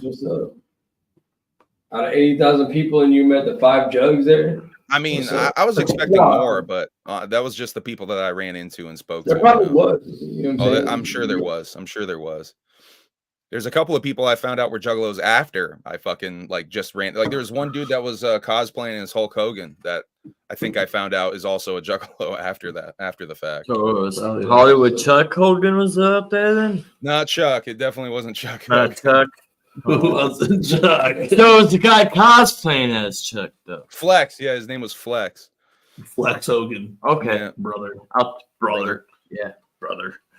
You know, before we take this dive into the strange, dark, and mysterious, we're talking some fucking, you know, EDM, dubstep, fucking Lost Land shit. By the way, first dubstep show ever, first dubstep EDM festival ever. I definitely went in completely like wet behind the ears. And No shit. the lovely Emily and our friend Carissa definitely helped, and Garut all helped me get through the experience and pick my pick my artist that I should be trying to see and shit, you know, because I'm clueless. I literally knew. So who do you fuck with out there then? Is there anybody that you heard out there? Ellis Dream was my favorite thing that I saw. Yes, Ellis Dream was fucking dope. Yeah, Ganja White Knight was dope. I like Ganja White Knight. Gorgor and Level Up did a back-to-back set that was one of my favorite things I saw. DJ Diesel, Shaq was fucking awesome. Smokelands was really dope. I wanted to see this dude, I am Ghost, who is Jonathan Davis's son. But I missed that motherfucker. I really am upset that that's like the only thing I missed. Little Taffy in there too. Little Taffy in the building. That's about it. I think my favorite Vulgar. There was an act called Vulgar that used all horror movie visuals that was fucking lit. That went on at like 3 a.m. It was fucking dope. Oh, and one more, Yuki. There's a group called Yuki. Are fucking really gas too. Yeah, dope. they're fucking gas too for sure. Yeah, those are my favorite ones that I saw. For sure, man. Where's this shit? I am going to. Where's this fucking thing go? I'm gonna be dropping a little fucking mix. I knew you guys. I've been seeing me post. I'm gonna try to. I don't know why this fucking won't load up. Right? Oh, there it is. All right. Hey yo, I just want to say I got the sneak peek of the whole project. That this is what you're showing right now, right? Yeah. Okay. The sneak peek of the whole project on my birthday. I don't know where it's at, which was super dope. But hey, when this shit drops, you EDM fucking lovers, you fucking trap dirty gang wooks. Yeah, gang wooks, whatever you want to call yourself. I don't care. I'm all about this shit, but again, it's not another my homie, my brothers type shit. Like, yes. If you love it, if you like that type of like dirty, just grimy, in your face type of EDM. Clear the goddamn throat. EDM, man. Hey. No, hey, for sure. Like honestly, I haven't dropped it's that shit that make your face go like this. Yeah. Make your eye close. Your one eye closed, and you just. That's dirty. I haven't dropped anything shorter than an hour in a while, but face. We talked about it earlier in the episode that we won't be on the channel as much this month. We are going to risk it by putting this up as a visualizer. I'm going to give a sneak peek of the visualizer right now. The best. Dirty, nasty, filthy. Hell yeah. That's what it is. That shit that make you this is a heavy, dirty, some raw Halloween mix, bro. It takes you on a nice little journey through the shit, you know what I'm saying? If you guys are familiar with any type of mixes that I do, you guys know it goes heavy. It goes with some game shit. We have been through the Hobart Art Theater. This is a little plug right now. We're gonna drop another plug for it, but this shit is dropping next Friday for you guys to enjoy 10 days before Halloween. This is I'm gonna run this little do not sleep on this. Hey, for real, no. When it comes out, don't do it. Hey, because they might pull it off YouTube right away. So hey, if you throwing a house party, like somebody, even if whatever you're riding the truck, you just need like, man, I need that dirty, nasty filth. What did Jersey say? Hey, this is it's a heavy mix. It's not even it's like just under a half hour. So hey, this ain't even the first one you sent us. No, this is a different clip right now. Oh, a different clip. It's a different clip. But the first one, yeah. So they've gotten to hear the whole mix or whatever. Yeah, but I'm also instead of just doing just the audio or whatever, I want to put it up on YouTube. So I made a little visualizer or whatever. This is a little clip from the visualizer, a little scene that you guys will check it out from it. But this is dropping next Friday. Attack of the Bass Heads is when I'm running with this bitch. Oh, shit, yeah. I hope you guys fuck with this shit. Let's go. Let's run this shit.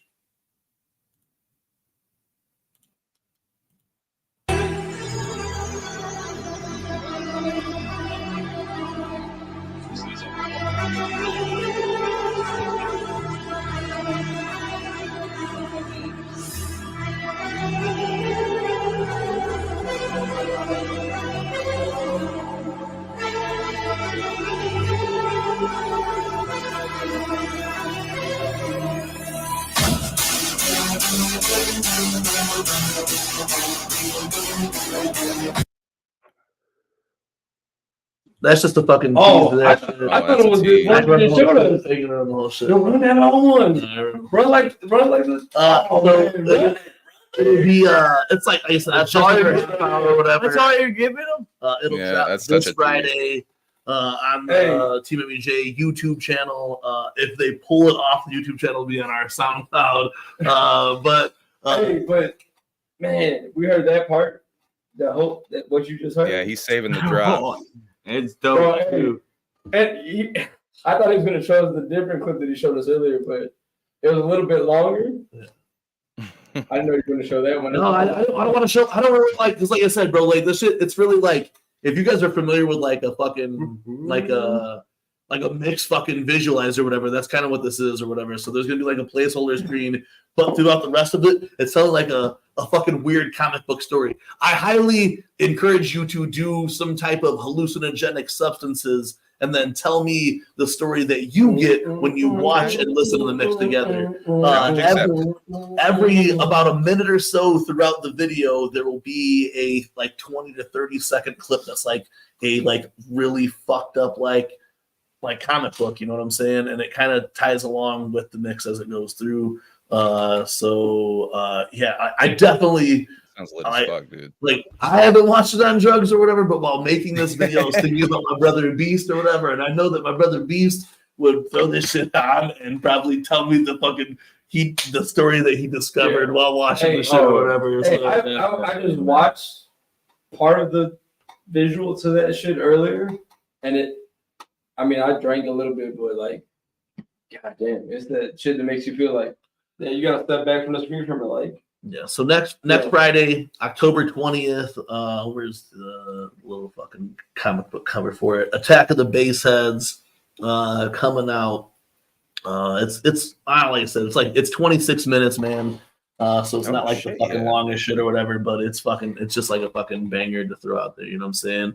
If you guys like forward to that, dude. If you like heavy dubstep, you like fucking heavy fucking trap type shit or whatever. If you like dirty, nasty, filthy, and you want to and you like a good mix or whatever, like I said, like every track in it, like it's almost telling a story or whatever. And the next Weekly Web Show, I'll tell the story is like kind of it's telling, but it's Attack of the Baseheads. You know what I'm saying? It's like it's fucking surviving to this fucking like a horror fucking story. So it's like it's not a complete Halloween mix, but there's a bunch of fucking like spoopy tracks in there for my fucking spoopy homies, you know what I'm saying? So it's gonna be some dope shit. Hey, shout out to my boy Flint Jose. He's been holding me down fucking out of Michigan for fucking a minute. So this is some shit your homies can bang, you know what I'm saying? This that mix. Yeah, it's like that mix. It's that that kick off your party, or that's that like late night party type shit or whatever. Yeah, so it's when everyone's fucked up or it's only 26 minutes or whatever. It's like my last shit that I dropped was a full hour or whatever. But if you guys pull up to this house party that's supposed to happen, you'll get these 26 minutes plus another entire half hour completely different to this than two that I'm working on. What Chicago Revelation? Hell yeah. It's about to be. But I'm hyped to do that shit on some Jugaholic shit, you know what I'm saying? Yeah, it's hyped to do it. You know, Dev had just dropped his dope shit. Like, we're just running this Jugaholics project as far as it can go. So you got Southwest Funk that came out. You got motherfucking Dev dropping another dope ass remix with that Ain't No Savior. So fucking gas. And then now we're gonna drop this fucking mixtape next Friday or whatever. So little 26-minute mix for you guys to fuck with. Attack of the Baseheads. It's straight heavy. I threw a couple she said she's here for the wubs, dog. I can't. I'd have to play the whole thing. All right, I would have to play the whole thing. We can't give you guys the whole thing. We'll give you. You got the taste. Hold on, because we're about to get ready for the second half of the show, right? Are we? So should I play a little bit of the Should I play like the first? I don't know. Should I play a couple of minutes of the mix? Do it. No video though. No video. No video. Just no video. You guys just get sound. No video. At least get to that drop. No video. All right. No, we're not gonna get to the drop. I'll start up right there. Okay. It's all I'll say is a different part, but no, I'll start up right there. Fuck it. And then all right. So I know why you guys are here tonight. You guys are here to take this. You guys are here to take this journey with us to the strange, dark, and mysterious. We brought our special analysts Brigid Bites, and Humble Among, who was beamed down from the mothership tonight. Yeah. To take this deep dive with us. So get ready. Right now, we're going to kick off a little bit of this. Hey, just a little bit of the track only. Immediately, we need to switch this out. All right. Yeah, just play it. We'll get into what we got to get into. We'll grab another little pizzazz, and then. All right. Right now, we are going to play a little bit of this music right now. Then we're going to run a couple of videos, and then when we come back, we will take a dive into the strange, dark, and mysterious. I have just myself right now. I got a cryptid story, and I got a real life fucking the darkest serial killer that ever graced Indiana, maybe even the United States. Let's go. Right here, right now. Let's go. I'm here for it. All right, so we're going to run this motherfucker right now. First, we're going to run this. And then I'm gonna run this for like 30 seconds, and we're gonna run that video that you have queued up. All right, maybe more. I want them to. Humble wants this drop. I have it queued up. Humble wants to drop. I got it queued up for the drop right now. Yeah. Hey, so this is a teaser for Attack of the Baseheads coming out this Friday. It is a fucking an audio visual experience that I'm gonna try to give you guys. Like I said, the video is just a visualizer, throw it on in your crib or whatever. But it does tie in to the actual mix. It's like some motherfucking Dark Side of the Moon, Wizard of Oz type beat. You feel me? You know what I'm saying? When you're watching it right on there, certain things are gonna line up that you weren't like, oh, you're like, holy shit. Zardock, Humble Among, we'll bring you right back into the room. Brigid Bites, if you were listening, get ready. After this, we will come back with the strange, dark, and mysterious. Let's fucking run this fucking little bit here. Hey, this is Attack of the Baseheads. Diving Blaze.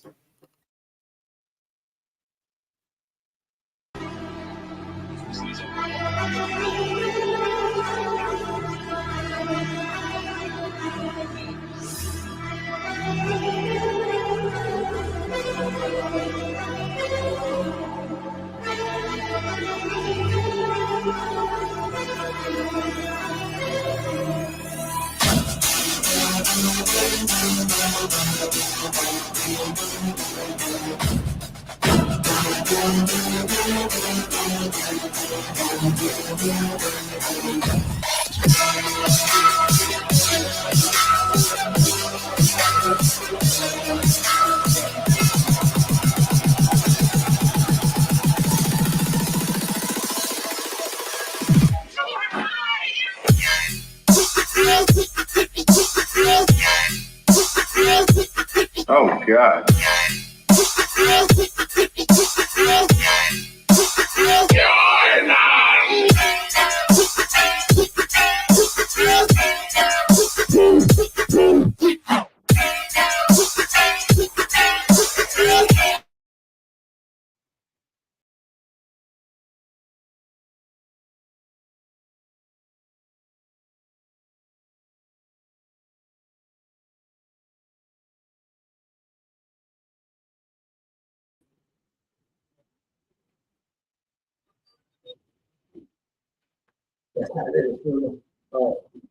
I think it stopped. Yeah. No, I think it's not here. I won't post it. Let me touch it, bro. Stop it. Stop it. Stop it. That's all they get. That's all they get. They got too much already. They got too much already. Target marked. Drop it.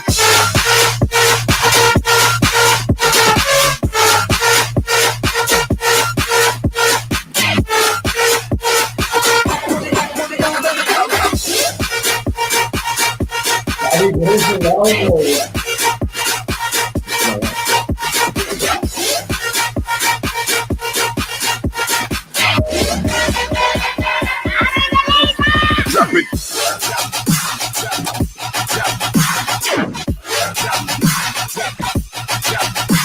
Well, they got more than I expected.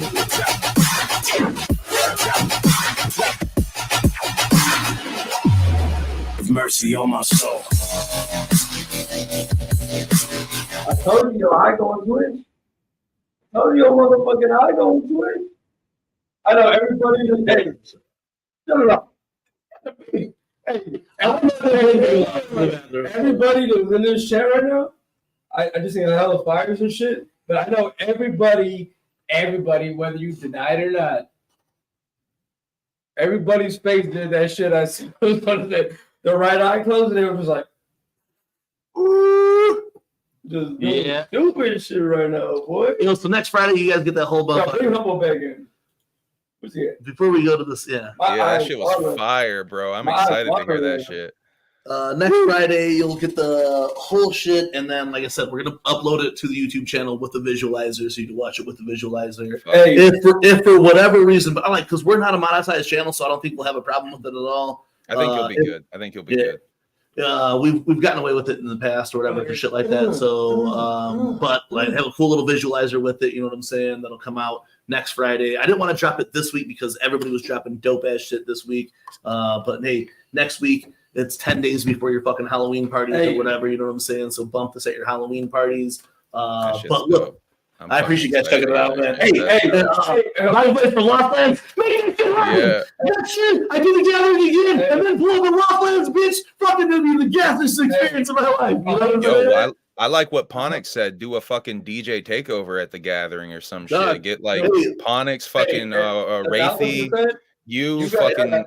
Dude, that shit would be fucking lit. Chunk, we go hard as fuck in that bitch. And all I'm saying is, y'all got a lot more than I expected. I was trying to shut that shit off because Bobby said to go podcast. I was like, yo, bro, I don't think he wants this much out yet, bro. Like, I almost shut down the stream. If you guys aren't familiar with mixes, I like it is a lot of fast mixing, you know, in between shit. But I am trying to tell it's not just fucking throwing tracks together. It's really like every track complements the next, and like whether it's the setup of the beat or it's the setup of the vocals that are in the track or whatever. I try to fucking tell a story the entire way through. You know what I'm saying? Yeah, Chunk is a turntablist too. Ponix said, dude, that we need to do some sort of DJ shit at the I've gathering. been waiting for like at the gathering for Chunk, Shaggy Too Dope, and fucking DJ Clay to go like. Chunk, yeah, because DJ Clay does his shit too. The dude that we're gonna bring here for this party or whatever, Kid Lemon Fresh, he does that turntablism shit. That's why we brought him to the Junta last year. He opened up the Junta last year with like a fucking like old school like he does the behind the back scratches and shit like that. You know what I'm saying? Hey, and no disrespect to my boy, but you would never think when you look at this guy that he's like. Dog kills the shit he does, bro. Like he's a shout. And he's a real life ninja. This motherfucker's like a black belt in like fucking karate type shit or whatever. Like teaches fucking karate type beat or whatever. But hey, look, we was about to give you that fucking teaser before we come back. That was long with the fucking the strange dark mysterious shit. You know what I'm saying? So we are going to take another very short break in this spot. We're gonna play a couple of videos when the Mr. Ballin track plays. You guys know we're coming back. All right. So right now we're about to take a quick break. When we come back, we will take a journey into the strange, dark, and mysterious. On this end of TeamMUJ, we will be diving into what some of the like Indiana is not only the crossroads of the United States, but just happens to be a hotbed for the strange, dark, and mysterious. And we're gonna get into a little bit of shit around here, man. Hell yeah. But guys, everybody in the chat right now, much fucking love. We're about to come right back for the strange, dark, and mysterious. Shout out Humble Among, Brigid Bites, if you're able to go ahead and pull up. When we come back, thank you again for being here with us. Hell yeah. No problem. Thanks for having me, guys. We're gonna run some of classic Chills videos here. These are set up by Prez Murderers. These are ring door cam videos. Ring door camera. Oh shit, yeah. Hell yeah. Because everybody's got a fucking ring or something on their fucking door right now. Ring recently offered $1 million to anybody Is that true? Who gets a UFO on their fucking cameras. Yeah, I heard someone talking about that on I was talking about it on the recent I'm about to throw Thanksgiving plate past my ring camera. Hell yeah, I was wondering if that was true because I have two it's not Ring, but it's Blink, so it's like under the same umbrella though. But so I have two Brink cameras set up outside of my house, and one of them is just like in some obscure ass area that I hope that I just like catch random shit on or whatever. So we'll see, man. But I sent you the link. Oh shit, Brigid, I sent you the link. Better check your. You said you were setting up. Oh God! Hey, yo! Shout out to everybody in the chat, man. Hell We yeah. got 18 this motherfucker. Like I said, we're about to run this a couple of videos right now as we prepare for the Strange, Dark, and Mysterious. Much motherfucking love in the chat. Hey, shout out Humble Among. And like, a lot of the stuff that we had talked about, I did want to talk to you for sure about, podcast running shit. I want to bring up one thing when we get this Strange, Dark, and Mysterious as well. I want to talk about this. Absolutely. This we'll this sort of dark secret that everybody keeps alluding to in the UFO disclosure shit. Everyone keeps talking about a dark secret, so I want to talk about that a little bit. That's why we have you here, though, as well, man. I know that you are a connoisseur of the Strange, Dark, and Mysterious, so we want to hear what you got. So like I said, we'll be right back. We're gonna run some of these curated Ring camera videos, and we'll be right back. We'll be. Oh, Dr. Willie. Right, God, that's 90s shit right there. We're trying to start Saturday morning cartoons, man. A white hatchback then drives off with a screaming woman inside. Want to smoke some bongs or something? Want me to bring it in there?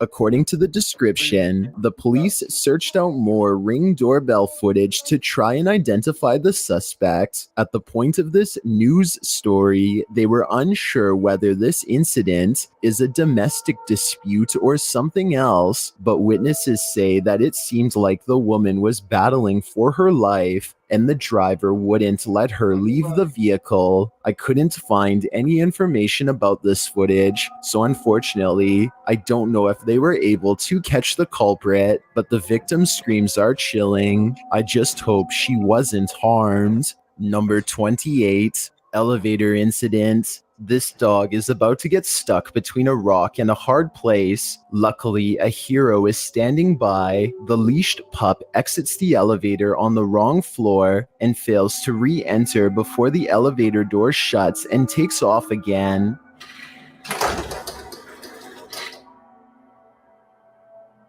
Luckily, the police officer he followed out is there to save the day.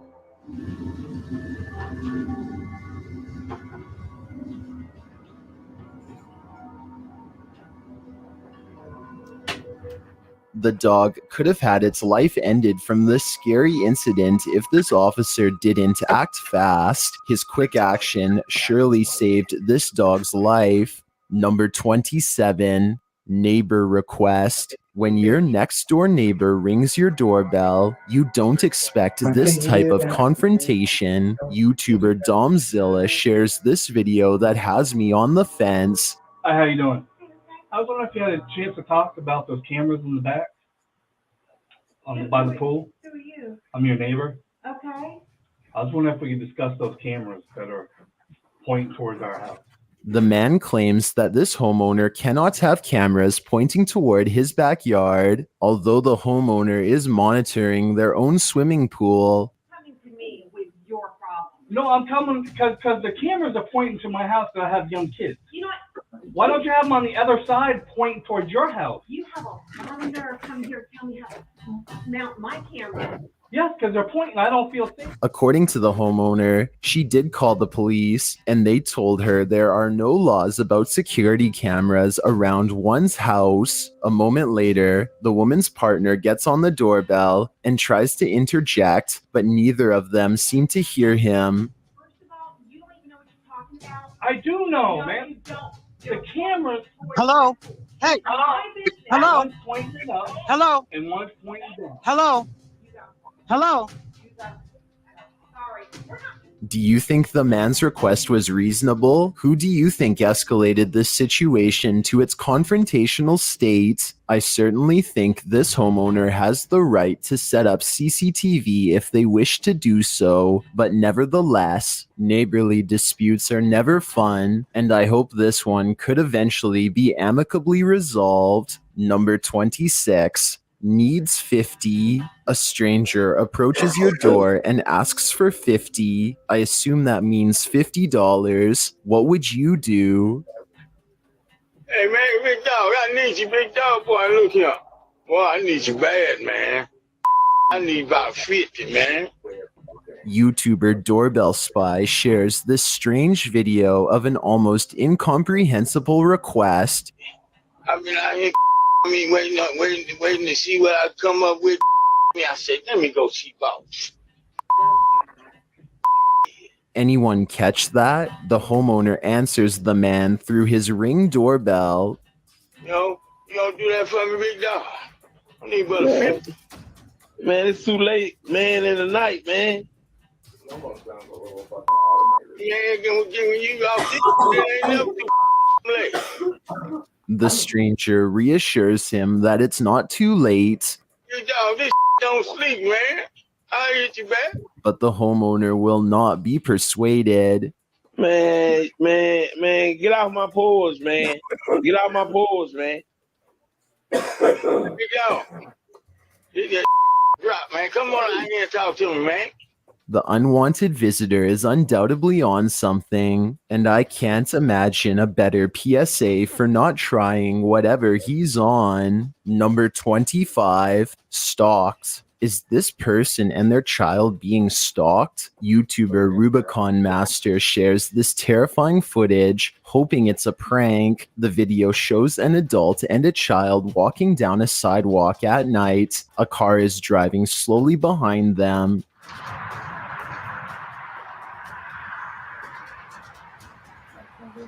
Once the pair reaches a truck parked at the side of the road, they duck down as if to hide from the strange vehicle. The car slows to a stop.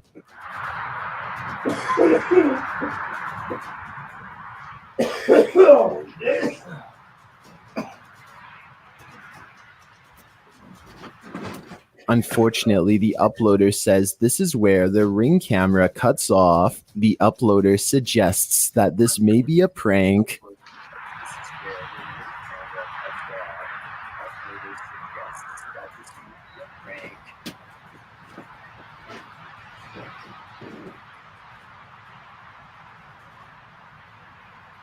But it looks incredibly suspicious to me. Number 24. I know you're home. A stranger in Anchorage, Alaska seems to be at the wrong house, and yet she is intent on disabling the Ring doorbell. YouTube channel Doorbell News shares this footage of someone off her head. I like doing these streams though, baby. I know you're home. Thanks for stopping by. If you'd like to leave a message, you can. After covering the camera, she breaks out her tools, but she doesn't seem to have much luck prying it from its anchor.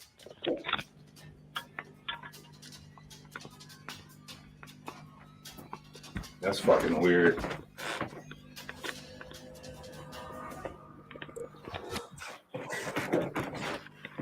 I don't know the backstory of this clip, but according to the description, the homeowner didn't know this person. In my opinion, friend or foe, this clip is scary. Number 23, strong door. You might want to buy an armored door after seeing this clip. Shared by YouTube channel Doorbell News, this Ring doorbell footage was captured in Carson City, Nevada.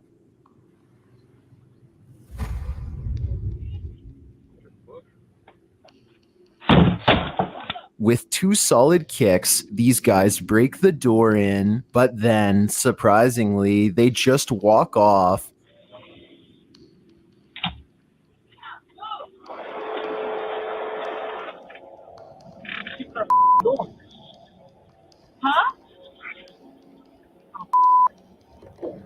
and everyone in the comments is just as confused as the homeowners, but some have theories.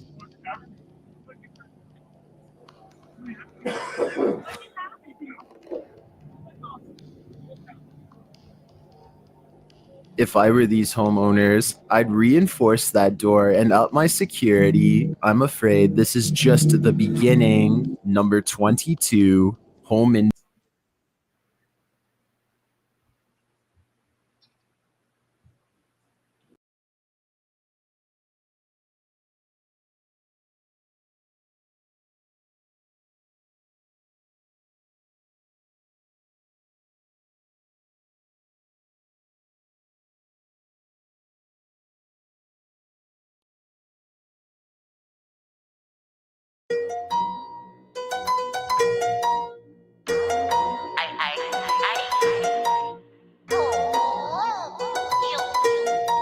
Let me tell your ass a story. Streets are getting mysterious, they call me Mr. Ballin'. No storytelling, real facts, Mr. Ballin'. Ball so hard, motherfuckers call me ballin'. Better stick to the end, cause I'm never ever falling. I'm streets are getting mysterious, they call me Mr. Ballin'. No storytelling, real facts, Mr. Ballin'. Ball so hard, motherfuckers call me ballin'. Better stick to the end, cause I'm never ever falling.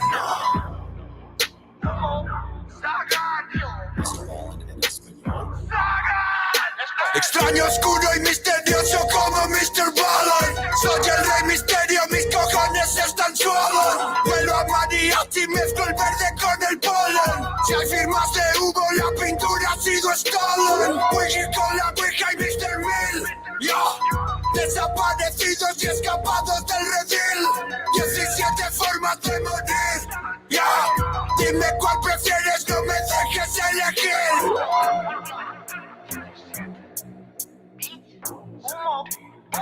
Escucha al jefe.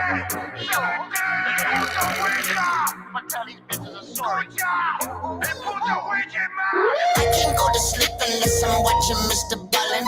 Nothing more relaxing in the cemetery, darling. Oh, homie still talking when I wake up in the morning. One day he gon' tell him about the ops and how I got him. Brigid can evilly high as a bitch, but as sharp as a needle. Yo, licking the blood off the tip of my fingers like dust from a Cheeto. Yo, con el humo, this the prequel to the sequel. Narco corrido, chop your body up and eat you. Hold on. Streets are getting mysterious, they call me Mr. Ballin'.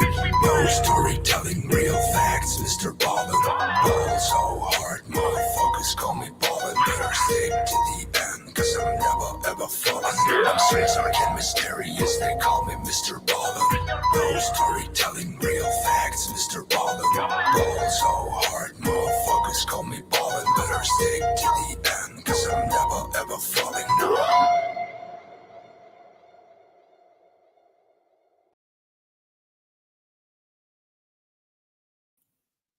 Welcome to TeamMUJ's journey to the strange, dark, and mysterious. Part 2. We are extremely honored to be back for the second time, diving into some of the spoopy that the world has to offer. Shout out to Shaky Fresh, Night Owl. Pumpkin ale, baby. Pumpkin ale for the season. If you're familiar with this lineup, tonight we will be taking you to the darkest corners of the universe. But though there might be 3 of us, we are not alone.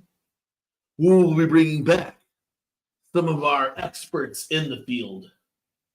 You know them. You already saw one of them, and you love them both. We'll be bringing you first, coming back after diving deep with us about some of the other topics we had tonight in the Weekly Web Show. We bring to you beamed in from galaxies far away. That's why I imagine you at folks sound like humble among.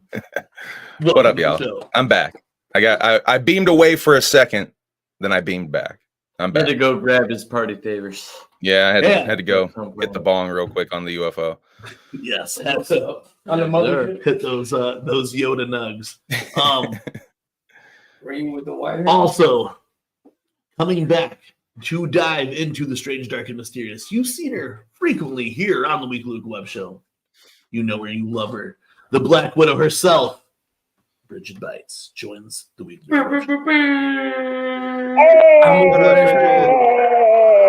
What up, fam? Finally, looking forward to this one. The only reason I didn't wear that shirt tonight, Bridget, is because we got the green screen behind us, and it would look really weird. Hell yeah! Welcome, both of y'all, to the latest journey into the strange, dark, and mysterious. We are honored to have you back. Good to see everyone. Take this time with us. While we kick it off tonight. Jeez, the more flannels in Nirvana. Yeah, Bill. Fucking gang shit right now. I should have sat in the middle for this one, right? I know, to break the color scheme, you know what I'm saying? The most common flannels are two of which don't work with this fucking screen behind us. So. I'm just talking about Beetlejuice shit tonight. You know what I'm saying? That's how I felt. I seen it. I was like, man, that's all that Beetlejuice. Yeah, Frankie Goldie, we are still streaming. Contrary to some people's beliefs, where they think podcast should end up. Hey, Frank, we got 2 hours, baby. Duration, you know what I'm saying? So we're just in the 2 hour period. We'll probably go at least one more, but I feel more because Press Murderous is going to kick it off with what our theme here at TeamMUJ for this episode of Strange, Dark, and Mysterious is the deep, dark, and dirty of Indiana. Now, I know we're known for cornfields and fucking steel mills. But did you know that we are also known for murder farms? Murder farms, that's right. Absolutely right. LaPorte County. Is that a video? It is a video, but I figured, But yeah, chalk it up and I'll run the video. Hey, I just want to say, this flannel, when I bought it today, had the sticker that says super soft, and this motherfucker is super soft. Unlike Jiggy's super soft. We're about to get super crazy. Flannel here. This serial killer did some unspeakable things. And I got a video looped up here. It's going to show you that. Tell us a couple of those unspeakable things like this video prepared us. Like this person. How far away did this take place from here as well? I'm going to say, LaPorte County's tell them, Chief. Maybe like 20 miles away, give or take. All right. LaPorte County? We're going to run this just a little bit. This is Belle Gunnis, Indiana's murder. Oh, I know about this. Takes place in LaPorte, Indiana. LaPorte, Indiana is just off I-94, about 20 minutes away from here. Serial killers. Most female murderers are pretty hands-off in their chosen methods. Poison is a popular choice for Eileen Wuornos, who's popularized by her. Oh, Eileen Wuornos was from. Okay. No, this isn't Eileen Wuornos. This is about someone else, though, who killed someone else. In the case of Lady Bluebeard, as the media quickly deemed her upon the discovery of her remarkable horrors, Belle Gunnis was a large woman truly unlike any other. With strength and experience on her side, she turned murder into a business. A sudden fire, thought to be a tragic end to a woman and her family, was never truly concluded. After the fire was contained, 4 bodies were found in the ashes. 3 of the bodies were identifiable. The 4th was not. Is it possible that Belle Gunnis survived the house fire and went on to commit more crimes? Well, let's take a trip to the self-proclaimed prettiest and happiest country home in northern Indiana and through the life of its owner, Belle. Born in Norway in November 1859, Belle was the youngest of 8 children. Her given name was Brynhild Paulsdatter Storsa, and she was physically gifted from a young age. At maturity, she stood at 6 feet tall and weighed over 250 pounds. By the age of 24, Belle would emigrate to America and become established with a more American-sounding name. She had worked hard over the years to save for this transition, wanting to follow an older sister to a better life.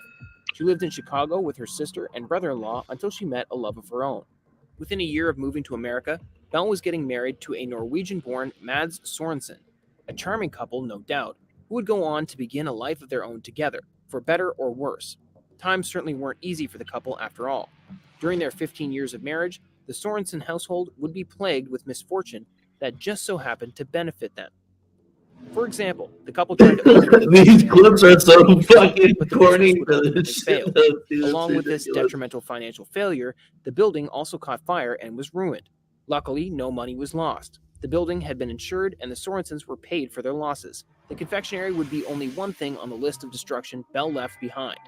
From 1884 to 1900, several buildings in the Sorensen family would fall victim to fires, and 2 children would die in infancy due to acute colitis. It is assumed each of these things was insured, including each child. If doctors had thought to check, they would have noticed acute colitis had very similar symptoms to strychnine poisoning. Though it was not confirmed, it is widely believed poison is what killed the 2 infants. The sudden death of her husband, Mads, only heightened the suspicion around Bell. It was July 30th, 1900 when Mads died, which immediately aroused the suspicion of his family. Perhaps coincidentally, July 30th was reported to be the only day the 2 life insurance policies overlapped. When Bell went to collect the money one day after Mads' funeral, the Sorensen family demanded an inquest into his death. It does not appear anything came of this, as there was no further record. What is known is a family doctor stated the death was caused by complications associated with his enlarged heart. Bell would collect $8,500 from the policies on Mads and buy a property on the outskirts of LaPorte, Indiana. With her, she took 3 daughters, Jenny, Myrtle, and Lucy. Jenny is known to be adopted, but researchers believe Myrtle and Lucy were 2 surviving children of Bell and Mads. Along with this new home, Bell would continue to do what she did best, make money off of her crimes. She worked to make her home what she deemed the prettiest and happiest country home in northern Indiana, while planning another step in her diabolical plan. This next step of Bell's plan came in the form of Peter Gunnes. Gunnes was a local pig farmer and butcher who was also Norwegian-born, making him a perfect target for Bell. The 2 would be married by the spring of 1902. It didn't take long after the union of the couple for death to follow Bell once more. Only about a week had passed after the wedding when Guinness's infant daughter died while in Bell's care. It would be less than a year of marriage before Peter would also come to an untimely demise. The story of his death told by Bell differs based on the source you read, but each story reports the same bizarre details. According to the now twice widowed, Peter reached for a shoe on the floor when a cast iron meat grinder fell from its place above. It came down and hit Peter right between the eyes, killing him.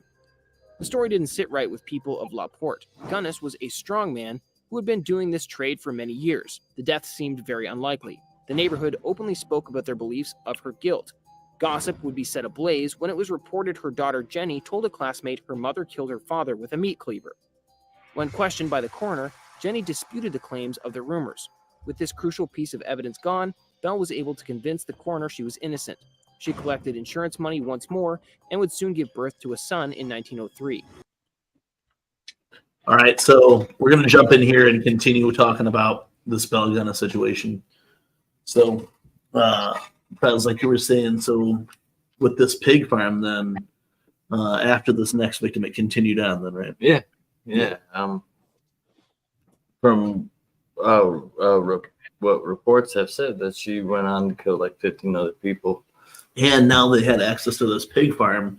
So then, apparently there were people who weren't documented. They were, because she was bringing in people to work. She was luring in a lot of men. She was so she'd bring people into work or whatever. Yeah, that they needed farm hands or whatever. They would come with their money from overseas or whatever. She would take their money and then they would die or go missing or whatever. I heard get fed to these pigs. She would put out ads like exactly. inviting these So she killed several victims. They even believe fed them to these pigs, then killed these pigs and sold them to the fucking people who I knew this girl. She fucked with TeamMUJ heavy for a long time. Her name was Lisa Loves Candy. I met her in the rave days.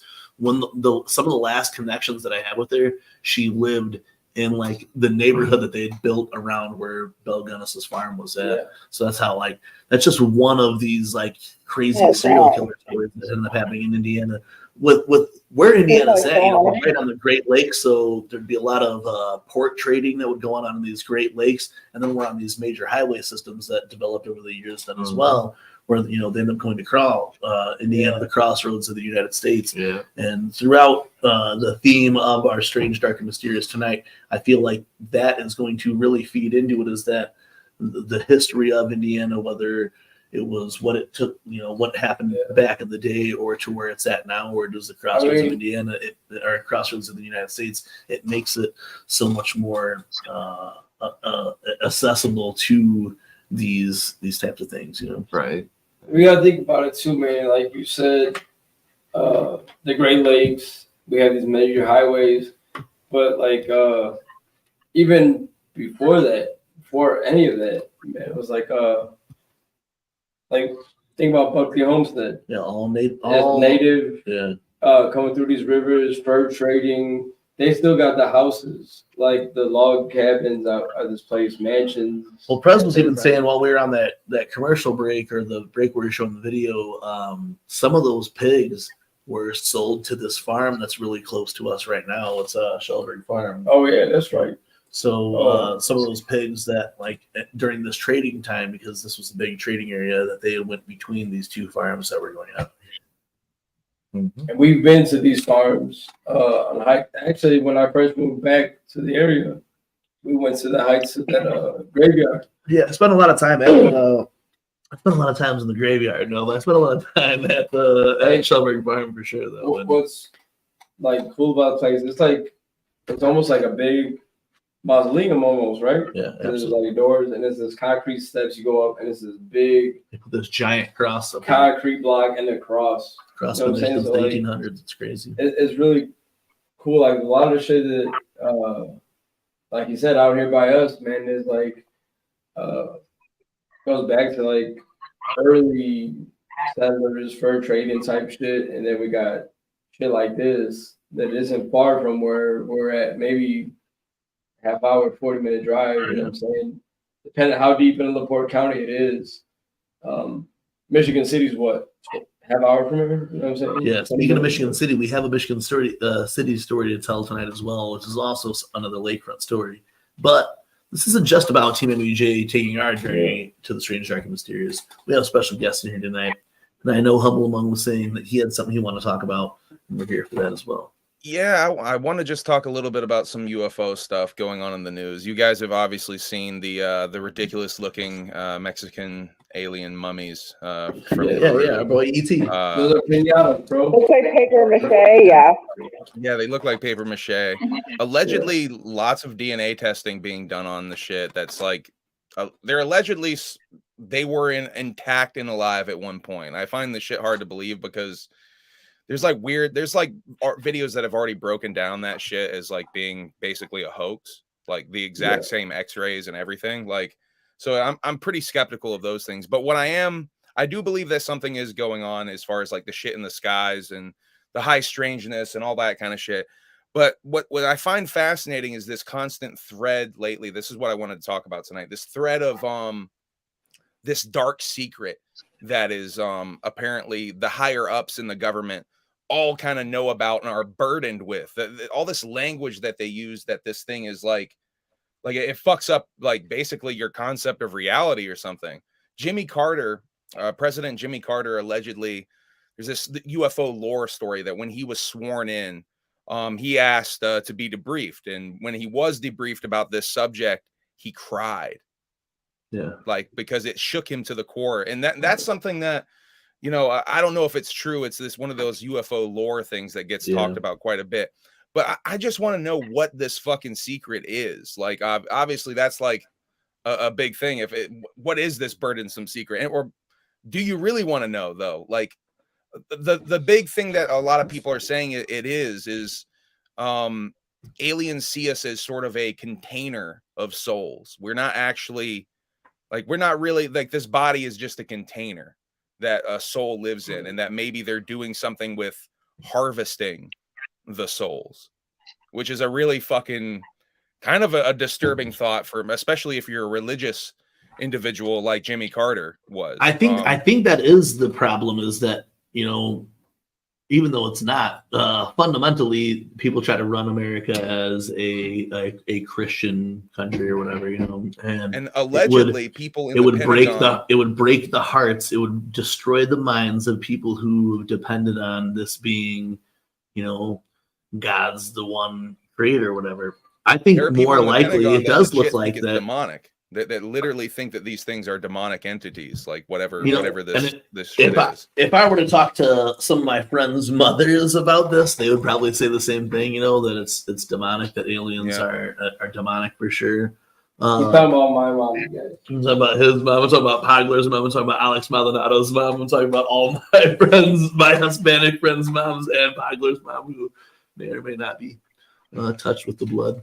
I'm just fascinated by what this could be, like this dark. A lot of times, I do think that we're test subjects in a way. You know what I'm saying? That the things that that's why technology gets advanced so quick is because they drop it in. It's weird.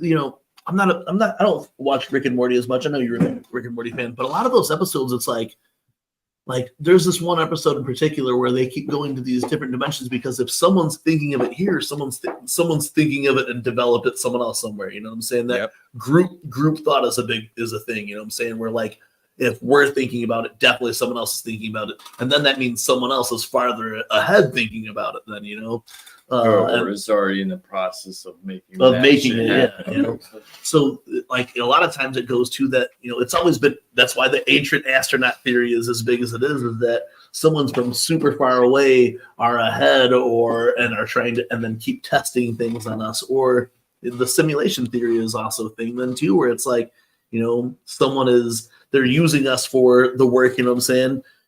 That sounds like I could do that for money type beat, you know what I'm saying? So here we're all we're our own generator where we're generating energy and they're tapping that of some sort. But it does definitely lean towards more. It seems like we're test subjects in some way, you know what I'm saying? That's why technology gets as advanced as it is. That's why now I think I heard it on something lately. The universe is the petri dish. Yeah. So I'm kind of repeating some things that I've heard. Earth might be a nature habitat, a zoo or something. But showing us the technology, showing us the Tic Tac or whatever these where they're not sure how it's happening, showing us that is going to make us figure out how they did that.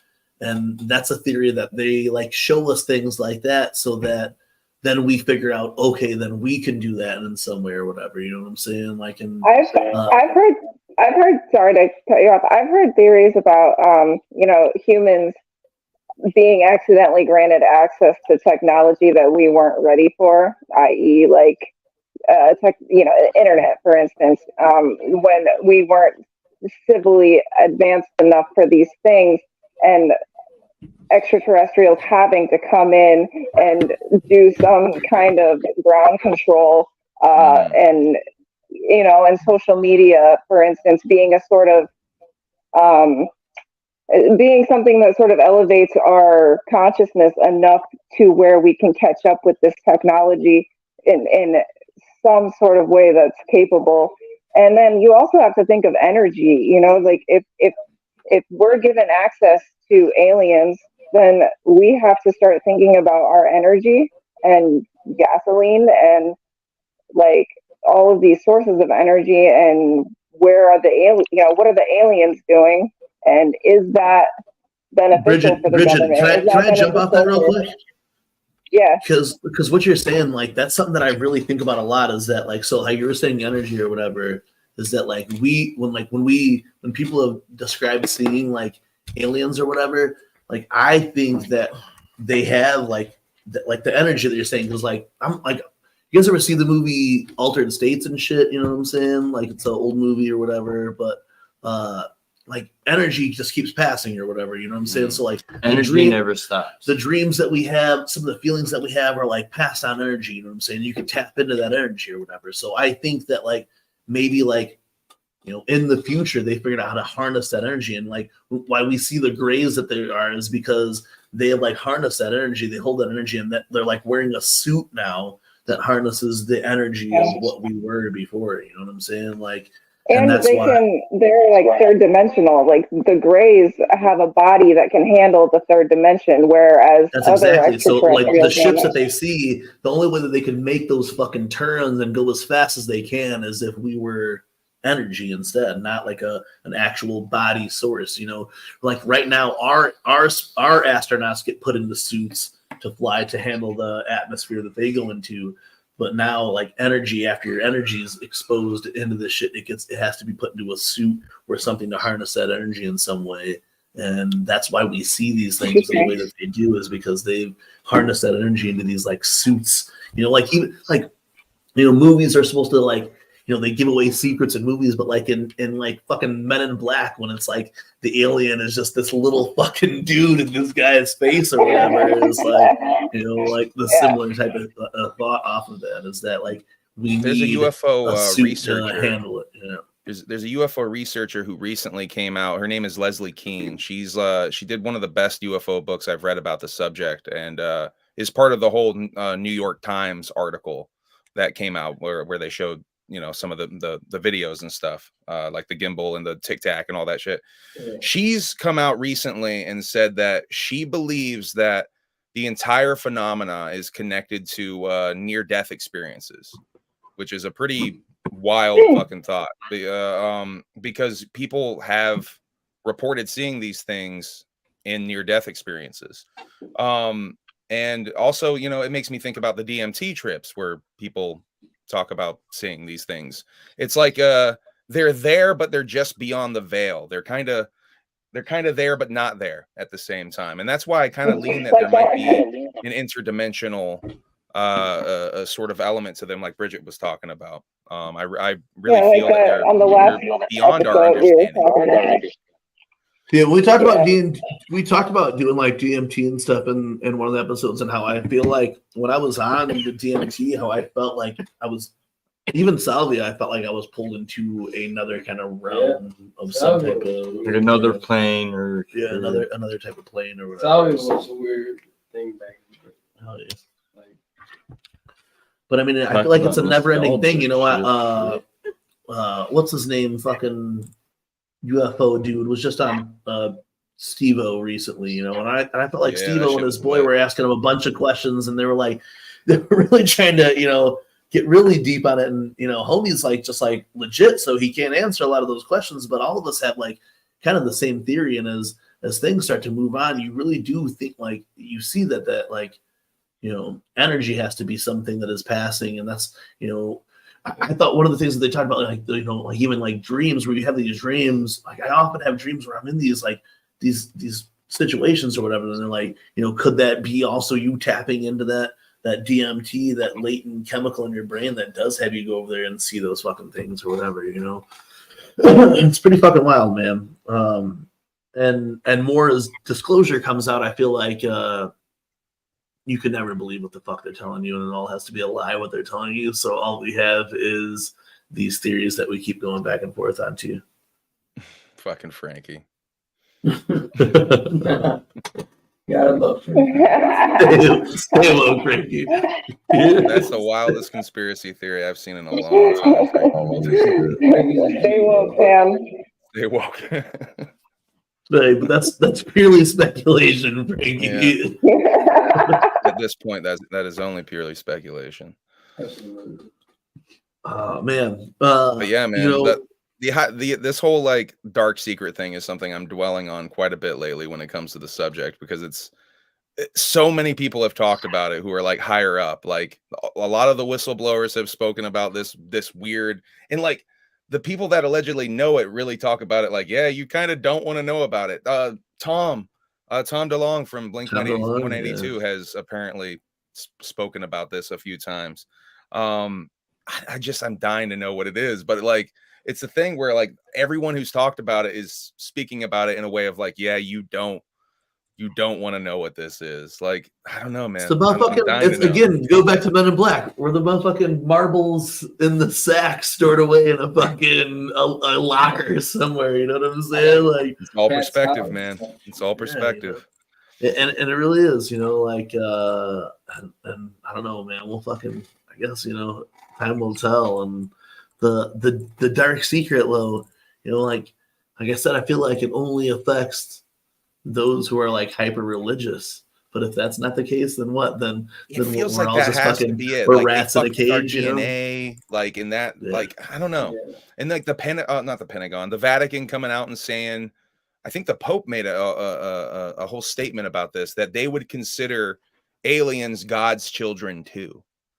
So that means like to me, like what does the Vatican fucking know? Like the Vatican's got a saucer in their fucking. Vatican's like, yeah, more I feel like children. they've been here forever. I feel like this is old news. I feel like I mean I've been Well, it is. It speaking has to since be, like right? 2010, 2011 or so, and I mean it's just so obvious that it's like they just don't know how to tell people.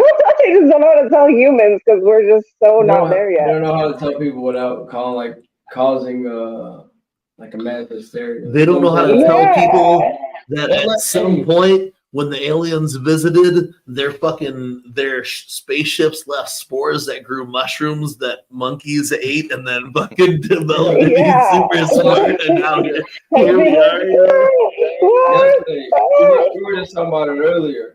The jets flying over. Yeah. Right? This whole, Palestine, Israel thing. Oh, we just lost the channel. Much music. Shit. Those are the only 2 words we're not allowed to say this week on the channel. You know what I'm saying? But I'm gonna eat a potato chip to that. I work at like one of the biggest steel mills like in the Northwest Indiana, Chicagoland area. You know what I'm saying? So like all the gas in the world stored out there. BP is right here. You know what I'm saying? Like and even where I work, and we're surrounded by like we're in the middle. There's a steel mill and then there's BP. So like I had a buddy of mine come into work the other day and he was like, "Yo, did you guys hear the Jets? Did you hear about the Jets?" I'm like, no. And we have where I work in East Chicago. It's Indiana. It's called Towns, East Chicago. There's an airport not too far from there. You know what I'm saying? Small airport.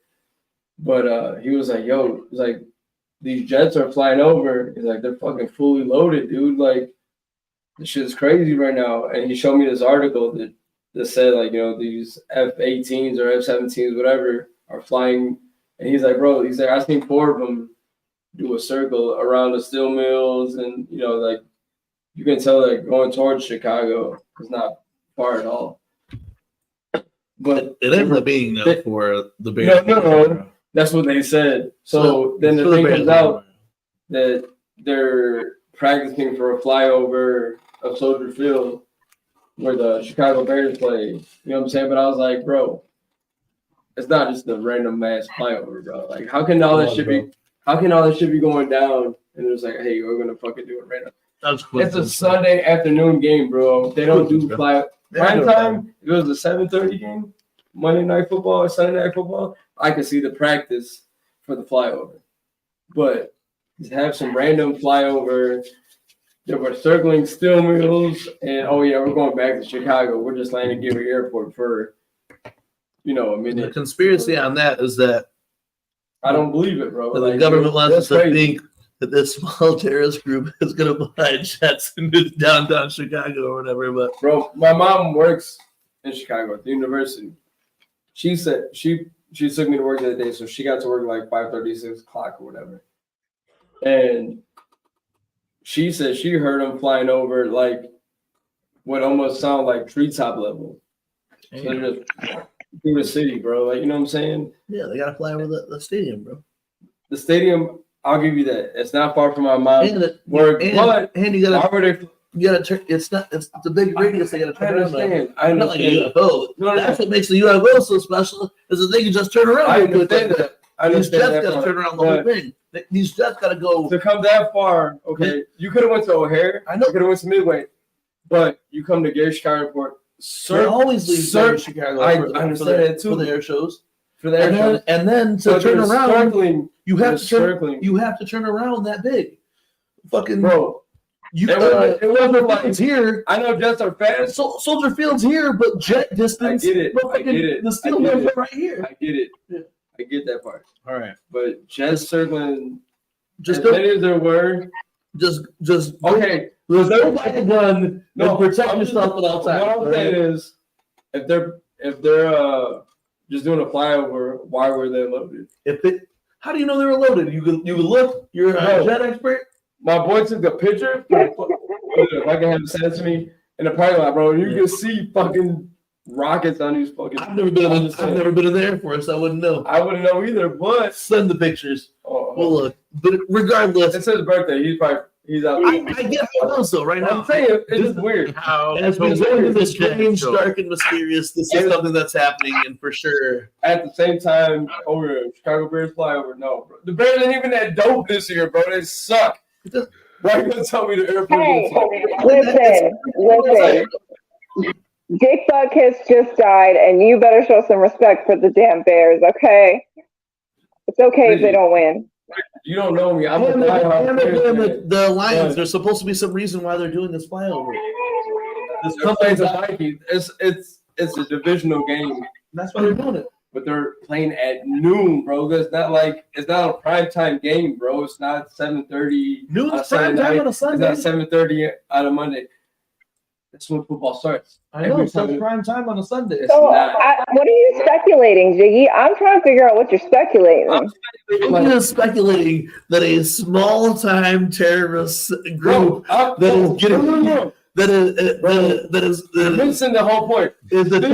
Was attacking the steel mills or whatever. You know what I'm saying? We're one of the top in America. No, we actually produced 75% of the nation. Yeah, so you got Gary, Portage, wherever these places. You got East Chicago, the biggest steel mills, maybe outside of Pittsburgh in the country. I think we still, like Murder said, 75% of America's steel comes from fucking Northwest Indiana.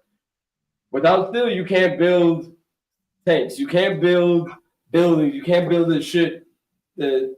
You know what I'm saying? Yeah, RP Dick Buckets. Yo, shout out King B for that one.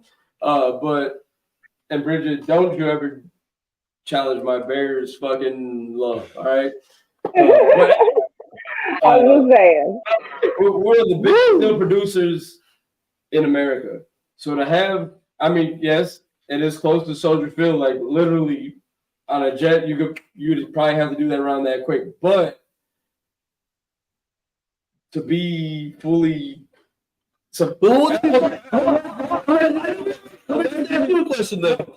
So what would these jets do though? Because these motherfuckers don't have jets. But they can. Whatever they're gonna be on the ground, they're just gonna do whatever the fuck. They're gonna we're not gonna political. We're gonna switch this shit around. Let's be very mysterious because I'm gonna say some stupid shit right now. Like if we talk about this, I'm gonna say some of the most stupidest shit I've ever said. But I'm telling the story. I'm gonna say like stupid shit.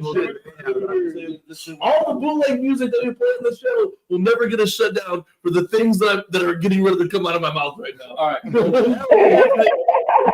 The things that I'm getting ready to say right now will 100% get this channel shut the fuck down. And probably all of a sudden, random people, it'll be the most viewed show in the world because people who have never watched the show before will come and tell me that I'm a So I'm going to just go ahead and move on to the next strange, dark, and mysterious. Before that, you guys made gray on the beach.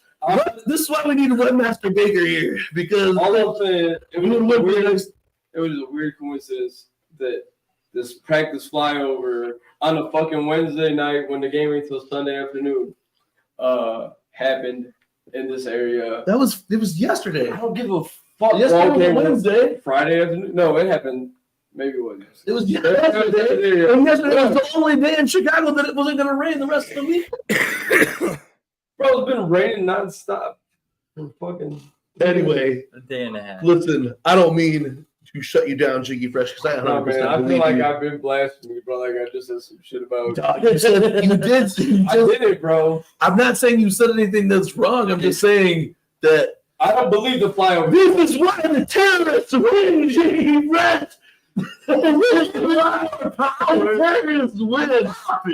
When you're afraid to go out in public and you're afraid to watch the Chicago Bears lose on a Sunday. Hey, speaking of which, my house asked me to go next week.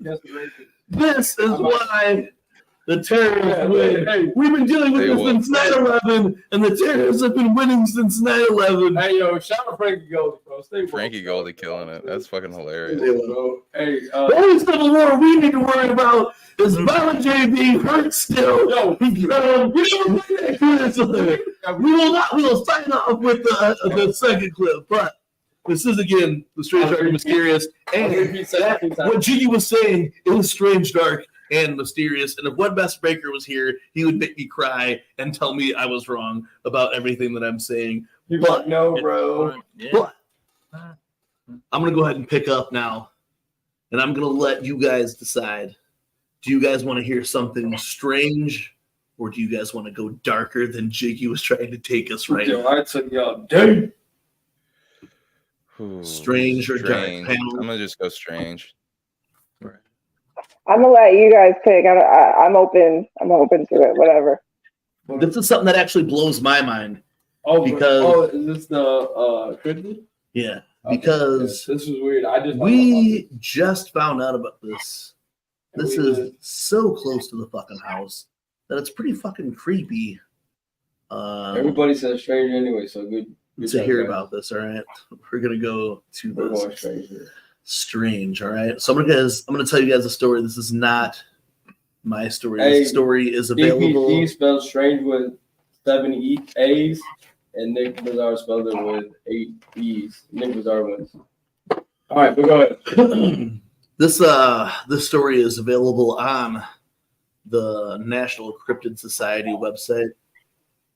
I'm going to show the website. Just scroll that shit. And it gives a little context to the story. And I'll talk a little bit about the story, all right? All right, so I think you can see my house Hey, from there. You can see that lakefront? Toby, Man, remember his house is like right to the right, like the farthest right dot might be Matt Burns' house. Yeah, it is. So it goes. The story is, again, not my story. The story is available on the National Cryptid Society. This is a story that is strange, dark, and mysterious. And whether I am not saying for sure that it's a cryptid, it's definitely a scary story or a creepy story.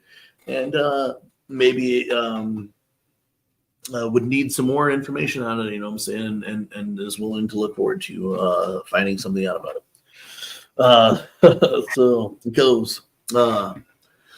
It was the middle of the summer. Heat lightning was flashing over the lake. Several friends and I were at a dude's beach house. It wasn't very late, maybe 2 hours after sunset. We went outside to the second-story deck to smoke. I was looking at the lightning. The house was only a few hundred feet away from the shore, but the walk to the beach was a minute the walk to the beach takes several minutes because the grassy dune between it and the shore around or possible would make it thick and harder to get to. So a couple of us noticed a light beam from a flashlight coming over the dune. It was scanning the grass, like there was like they were walking on the. Yeah, man. Like they were walking around and possibly looking for something. Most people on the beach at night didn't use lights. It's actually pretty bright with all the lights, you know, the steel mills and all that stuff looking around. The light sweeps by in the grass, then it shines onto something. What was illuminated was very strange. It appeared to be a naked guy crawling around on the grass. Although it had all elongated arms and legs, it was moving kind of fast, crunched over. It only lasted a few seconds, long enough for us to see it. Then after the thing ran off, the flashlight shines directly at us. It stayed pointing at us for a few seconds, almost as giving it time to whatever was running away. So we're all like, what the fuck's going on? What's that? We asked each other, did you guys see the same thing? We all seen, the same creepy guy naked running across the road. I wanted to go down there. I wanted to see it, get closer if I could. But no one would let me go. Everyone was all creeped out. The only explanational thing is that possibly it could have been a drunk, naked, guy, crawling around the ground. But everyone doubted that. As it looked, abnormally stretched out, about 7 foot tall, it freaked everybody out. All I can say is that when I looked at it, it looked like something from an old Marilyn Manson video. That's the end of the story. God damn. So this is the area that I was at, Washington Beach. I mean, man, and this is what they say that I kind of looked like. Oh, weird as fuck. Really, man, like honestly, that area, it's not crackhead area, bro. No, it's not. It really is. Michigan shining a fucking like flashlight. Michigan area, Michigan City is goal. there's some like super ghettos in Michigan City. There's a prison in Michigan City. There's a nuclear power plant in Michigan City. It was straight out the Simpsons. But man, there's like honestly, there's like when you go to the beach area because it's like a paid beach or whatever. There's amazing. Beautiful. Yeah, there's not a lot of crackheads out there. I've only talk a little bit about Michigan City. Like Michigan City is a place they have. We have a local zoo there. Washington. It was Washington Park, right? Yeah, that's Washington Park Zoo. Yeah. And right outside the zoo is the lakeshore. You know what I'm saying? So that area, and that's Washington Street Beach. Washington Street Beach. Well, you know, also Mount Washington Park Beach. I'm sorry. Mount Baldy's also in there. Yeah, and Mount Baldy. You can't go there anymore because people, you know, fall into the same. It was a man or like a humanoid? Was it like an actual man, or was it like an alien? It looked like a man. Allegedly, it's a humanoid. But okay. That area looks really fucking weird. There is, like Perez Murders was saying, there's this place called Mount Baldy, and probably like when we were younger, used to be able to go. It's a big dune. It's a huge sand dune. I think it was like 800 some feet elevation or some shit. Oh damn! Now, like you said, you can't go there no more because it's collapsed so much. People fall in the sand and they, you know, either get hurt or die, whatever. But like sinkholes, sinkhole type shit. Like it is a big 800 and some foot elevation hill. But like Bobby was saying, reading the story, that Washington Park Beach is not far from the zoo at all. That's all part it's of literally the, is across that the street. still all part of the like dunes? Like in the summertime. Hey, they say that place is haunted too. Yeah. In the summertime, if we're out that way, maybe for like, you know what I'm saying, beach day with the kids, there's the beach and the zoo's right there, you know what I'm saying? And then you got like this little outlet mall to the side. So that, I mean, like Bobby was saying, there is like a ghetto in Michigan City, but then like that area is like real marina boats type shit because it's right by the lake, you know what I'm saying? Yeah, it's like the ritzier area, nice restaurants, yachts and area and shit like that. All kinds of shit. Yeah, so like I mean, right I guess there. the crack, but like the way this article, like the way the story tells, it's almost like someone like knew that it was going to be there and was kind of like covering for it by shining this light or some shit or whatever. So it is a weird story, you know, because it wasn't them shining the light, right? It was something. Somebody else. Someone else. It wasn't like Brigid was saying, it wasn't the human or humanoid or whatever it was. It was someone else shining the light. See, that's even kind of weirder. distract you from what you're looking at, what you thought you seen. You know what I'm saying? I don't know where this actually took place. You know, it gives a general description, but there's also that lighthouse that's out there. Yeah, at the zoo. Yeah, and dude, I've been not that one, right? That's the watchtower. Well, that lighthouse is right. Yeah, right, right there in that area. Yeah, and that lighthouse, man, like several times a year, people will go and try to like catch the see the waves that come to that lighthouse and get swept out into Lake Michigan. Oh shit! So there's a lot that goes on in that area. But this is this is one of the first cryptids that I've actually heard of in Indiana. So I thought it was pretty cool, and I want to talk about it tonight. I'm actually, this is going to go against Darbus O'Trill. He's going to say this was a cat or whatever, but I am going to show a video that I think maybe could have been a cryptid, though. You know what I'm saying? Because this took place down in Tennessee, in the Smoky Mountains of Tennessee, and this is me going over. I want to slow this video down even more. So We can try as much as we can, right? In this video, I try to enhance as much as I can. Yeah. I found this video while going through some GoPro footage, while I was deleting GoPro footage. Definitely Darby says it's a cat. There's no fucking way it's a cat. But I'm gonna go ahead and play it right now. I'm gonna let you guys go. And Prez was showing me Chills videos. I did my voice in the style of Chills when I did this video. So here you go, Prez. This is how I knew who Chills was. Ooh, what a treat. But this is a video that I took from my GoPro in the Smoky Mountains during the Pandy Wamby of 2020, going to a cabin that I had rented out in the woods. When it goes into that, we'll talk a little bit more about the strange, dark, and mysterious.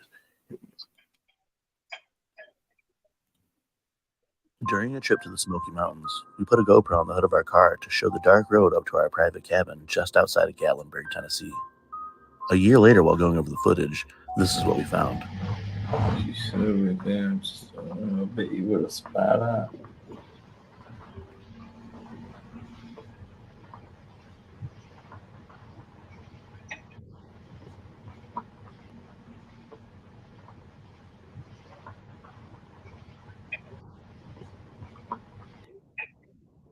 All right, here goes super slow motion.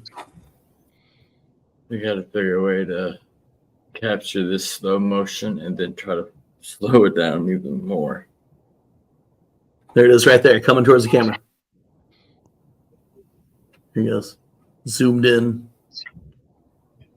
See it come down from the tree as a glowing light and then come running towards the vehicle as a shadow.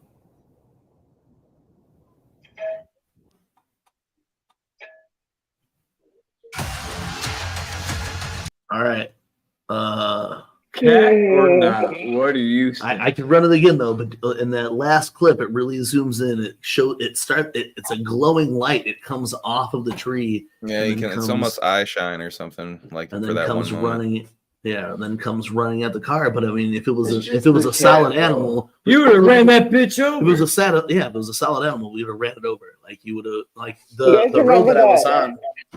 It's moving super fast too, whatever it is. It does Yeah, move fucking that's what I was gonna say. It's going fast. It's going fast for a fucking cat. Yeah. Yeah. I mean, I don't think it could. And how would it go toward the car? Change into an orb. The windows were down, you know what I'm saying? So like we would have heard any kind of sound or whatever. I mean, like it was like this side of it was a sheer like wall this way, and then off to the side here there was just trees, and then it was a down a hill. You know, like we were on a 3 like level mountain where there was a cabin above us, our cabin, and a cabin below us. So like, you know, the roads only took you, it was dead end. So roads it's that took you through tiered those. in a way, huh?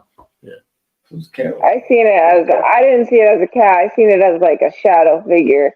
But it reminded me of that song. What was it, Tech Nine and Chris Calico, where it's like, I see shadows on the road again. You remember that shit? Oh yeah. You know, I like, you know, as I got more into cryptids or whatever, I thought maybe it could have been like something like that. But here we were in the Smoky Mountains. I forgot what mountain we were on or whatever, but it was like you know, several things had to have happened in that area throughout that time. But I mean, it could have even been like, you know, a baby Bigfoot. I don't know what the fuck it was, but definitely like I saw that on my camera. I had to enhance it again. I mean, I'm gonna fucking play it again. Play it again. What about a bat? Wait, what about a bat? Could it have been a bat?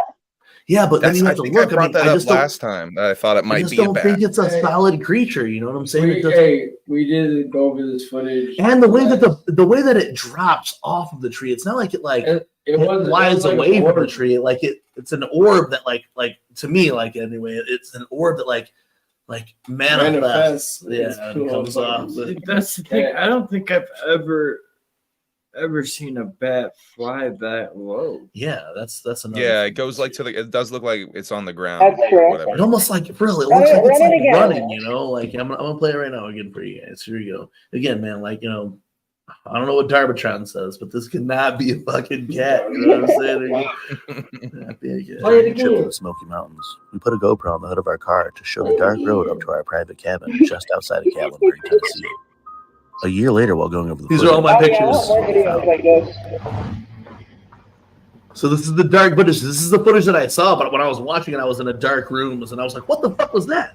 You should see if you could like turn up the aperture or whatever to see if you can see like more light in the footage. Yeah, the last footage is as bright as it got. When you see it goes faster. It goes so fast. So fast. If you look when it's low, see bugs. Look at that little orb. You see other bugs. Yeah, so you see it's not other bugs. You see the other stuff. You know, like you see other lights that don't move the way that does. You see the lightning bug and shit. And it does look like it. And you know what? You can see it like drop out of the tree. Yeah, look how it comes out of the tree. Mad early too. Yeah, look at it. Look how it comes out of the tree. It's a white orb. Yeah, look how tiny it comes that out is. of the woods. It hits the floor. And then look at that, runs at it. I'm gonna go back on that. What is that fast? Like that? And I don't see any. I don't see any flapping motion. Yeah, to that shit. Look at it come off, like the way that it comes off the tree like that. When I watched this, what I got from it was that orb. It hit the ground, and then look at you it see it running like that. It definitely looks like something running too. Yeah, You know that's what I'm a saying? fucking that's a demon. That is a fucking shadow fucking figure. I don't care. That is fucking weird. And when it got to this part right here, that's what made me It like. couldn't be like if it was a cat, like it's a super fast cat though. We would have hit it though. You know what I'm saying? And wouldn't you see That's like two the glowing? fastest cat. Why would you? My thing is this: How could that only be one eye then? If you're saying that's a like if that would be a cat's eye, you're only seeing one eye. You don't, and then you don't see it when it runs at the car. That is Then? not a cat, bro. Look how. And the shadows don't work that way. The shadow would be projecting the other way, not coming towards it. Go back to like 50. But I mean, look at it. It goes past the tree. Yeah, look that here. Where like this one, like look how high it gets right here. Watch when it get. Look how high it gets. It goes. You see up, that? It goes like, up and over the car. But if you look at, yeah, bro, it's crazy. And when you see it like that, whatever that orb is before it hits the ground, it goes in front of the tree like sideways, like this. And shadows also don't work this way. Shadows would be projecting it the other way. Where's the shadow wouldn't project it coming towards you. The shadow would be projecting it against the trees. You know what I'm saying? Like Neil deGrasse Tyson should at least tell us that, right? That the shadows would project the other way, at least, right? Like, and if that was a glowing cat's eye, it's only glowing one of them, and then stops right there. Where's the shadow? You just literally see that shadow manifest. Like I'm not saying this shit just because it's my video. You know what I'm saying? Like I'm saying this because that definitely has. And like you find shit like this when you're not looking for it, and that was me. That was us not looking for it. You know.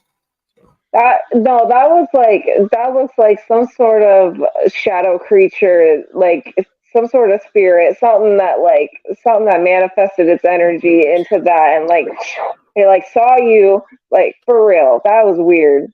That's not a cat. Skinwalker Ranch shit or something. And for like I don't know. I tried to take a picture of the road that it was a one-way road to my cabin, and that's where we saw that shit at. There was it was a wall, like a cliff edge here, like, and I don't know if you guys ever been like, Gatlinburg, how it looks or whatever, you know what I'm saying? Like there's a fucking cliff wall here, and then past where those trees are, it just goes down another fucking hill.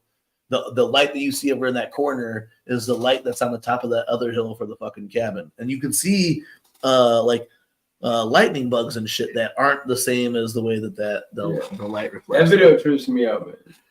But hey, it is what it is. I'm just curious. Darby said it's his little proto running through his house or whatever. What's wild to me is y'all didn't see it when you were driving. You know, and that's another thing then too. Here, the windows were down. The whole process of that is that I wanted to show people what it looked like, our family back home, what we had to drive through after we came back at night. You know what I'm saying? Because y'all are like on a back road going relatively slow. If an animal darted in the road, you'd think you'd fucking see it. Yeah, that's what's kind of weird about it. It would it. hit my car. If it was a cat, you would have heard you would have heard some kind of fucking noise. If it was a bat, you would have heard something. Both the windows are down because you could hear the fucking, and the GoPro picks up the sound anyways. You could hear the ground that we're running over. So if it was an animal, I feel like you would have even heard it running on the ground then too.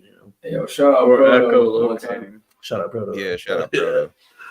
Proto, not the cat in the video, by the way. Not the cat in the video. We'll have Proto. We'll use the test to have Proto run at the car and see if it's the same situation. But is that your cat, Humble? No, that's Darby's cat. That's Darby's cat. Oh, okay. I'm like, I know that's somebody's cat. Hell yeah. But yeah, man, that's another one that we're gonna always have as our own strange, dark, and mysterious is the ghost of Gatlinburger. Hey bro, every time I watch that video, especially when it gets to that the slow motion part at the end, where you see the orb fall out of the tree, basically. And it doesn't, for people to say it doesn't fall like it goes diagonal. It goes in front of that tree. It hits, And then all of a sudden, sprints at the fucking car to get away from it, like to get out of there because it's got seen or whatever, so it fucking sprints. But the only way it could have come is that my car in that first clip, even before the last clip, you see that like by the time it gets to like where the hood of my car would be, like it jumps and dissipates, and just gone. There's no way. Hey, weird.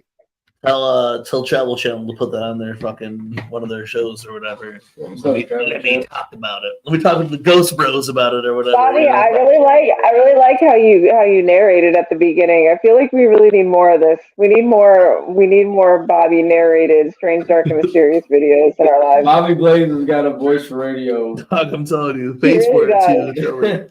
Hit the face for it. I'm down for it though. That haunted house y'all talked about in the last episode still standing? Still standing, and a family lives in it now, man. We've been tempted to go in there and ask them how things are going. Yeah. Maybe that's a video. Go there and I'm trying to go there. Yeah, next time you're out here, we'll show you where it's at. Then too, we'll take a stroll through there. And we'll show shout out to A Bug's Life. Life. I love A Bug's Life. It's a good movie. This next story that we kind of want to talk about is another big Indiana thing. Like we've been saying, like the theme for tonight was the Indiana Strange, Dark, and Mysterious.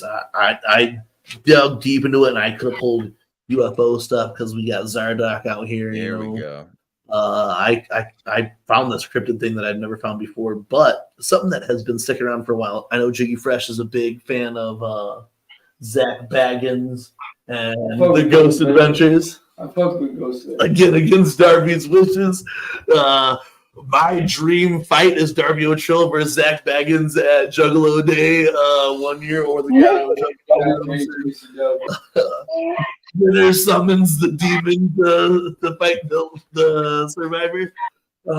But anyway, in episode, I believe, or season 11, episode 11 of Ghost Adventures, they took a trip to Fox Hollow Farm in Carmel, Indiana. Wheatfield, Carmel, Indiana. It's just outside of Carmel. It's basically Carmel. And at this property, they were investigating Herb Baumeister, also known as the I-70 Strangler. During the 80s, Herbert Baumeister would pick up young homosexual men and after having sexual relations with them, would strangle them while they were naked and drop their bodies off a corridor of I-70 that ran between Indiana and Ohio. All the bodies were found, in wooded areas. All of them were undressed. For those that don't know, that's like the road from Indianapolis. Like if you're going to Juggalo, Ohio, yeah, that's like Indianapolis to like Columbus and all that shit. Yeah, I-70. Yeah, so if you ever drive through Indiana, there's another one of those interstates that drive through Indiana. I-65. Herbert Baumeister is known for at least killing 8 to 16 people. When we say 8 to 16, it's because the bones of 18 people were found on his horse farm in Carmel, Indiana, known as Fox Hollow Farm. And 8 of them have been identified as of 2017, I believe. So more of them might have been identified as to now. He ran from about 1980 to 1996 when he committed suicide in Ontario, Canada, after several bones had been discovered on his property from his children, his dogs, his wife, caretakers of the property had been finding bone fragments. And in 1996, investigators came and served a warrant, and his wife agreed, followed with the warrant. And in that time, Herbert Baumeister fled to Canada and committed suicide. They say that it was actually July 3rd, 1996 in Ontario, Canada. What's wild about it is that, he was what most serial killers are. He was a staple of the community. If you guys are familiar with the region between Indiana and Ohio in the 80s, there was a food thrift store called Save-A-Lot. And he he was the founder of the Save-A-Lot stores. Actually, where the Boys and Girls Club was in Lake Station was Save-A-Lot. There's a grocery store called Save-A-Lot in my town. I don't know if it's the same thing, but we got Is it red letters and like? Yeah, it's got like cursive kind of. It's like cheap. It's like hella cheap shit. Yeah, it's like all these. Yeah, it's supposed to be like kind of like a discount food center is what it was. Yeah, I don't ever really shop there, but I've been there. You know, he was married, had several children, so he was a staple of his community. You know, the lead detective was this guy Virgil Vandegrift. I thought his name was fucking badass when I heard it. I was like, Virgil Vandegrift, what a bad motherfucker. He unfortunately passed away, I think, around the Pandy Wamby. But him and Mary Winston began investigating disappearances of gay men in the early 1990s. And a tip had led to the investigation of Herbert Baumeister because he had been picking up several of these guys, you know what I'm saying, flaunting money around, taking them. And at Fox Hollow Farm, he had a pool house, like an in-house swimming pool. So we would take him to this place, get him naked, swimming in the pool, and then fucking strangle him with a pool hose that would be inside there. And did that to several people. Baumeister initially refused the search, but it was his wife Julia who contested the search. And like I said, in July '96, the remains of 11 men were found early in Baumeister's home. And at first, only 4 were identified. But now, as of 2017, 8 men had been identified and 16 suspected bodies. It was until they had started finding this out and dug deeper that they were able to tie him into being the I-70 Strangler. So here, that's a whole nother. I think it says like close to 11 other people that he killed as the I-70 Strangler outside of when he started bringing them back. He felt comfortable enough to bring them back to the horse farm and then strangle them then and kill them then and bury them then. Like I said, you could find, there's several books written about this. And you said he went on the run? Well, he ended up because they were wealthy or whatever, so he wouldn't always spend time there. When his wife wasn't at the farm, that's when he was killing people. But when the police came to serve a warrant, his wife, because initially he wasn't concluding or he wasn't, cooperating with the investigation, but then his wife did when he wasn't there, and he fled to Canada, and that's when he committed suicide in Canada. Jesus. Yeah. So this guy is regarded as not just Indiana's most brutal serial killer, but probably United States once you tie him into what he did at Fox Hollow Farm, but also as the I-70 Strangler before he, then probably by then he was wealthy, had property, knew he could get away with it, just bringing him to his house, killing him at his house, burying him on his property and stuff, They get the serial killers. Do you think it was because he was like? Do you think it was because he was like so deep in the front, or do you think that he really just enjoyed killing, or do you think it was like both? Or you say he's gay, but he's got a wife. It's the same, it's sexual desire, I feel like, in a lot of ways, you know what I'm saying? There's some freaky ass shit people will do until they bust a nut. And then once you bust a nut, you're like, oh, I gotta kill this motherfucker now. You know what I'm saying? Like, I have 3 children and just had gay sex in my swimming pool. I need to murder this man. I think that's what happens to a lot of people in those situations like that, with things like that, is that you're horny, you do some crazy things and then maybe feel guilty afterwards. And so you think he was just degenerate as fuck? I think that he was definitely homosexual, but had to be closeted because of the time that it was, and was the successful person and had a wife and kids. Sounds kind of like Jeffrey Dahmer without the eating.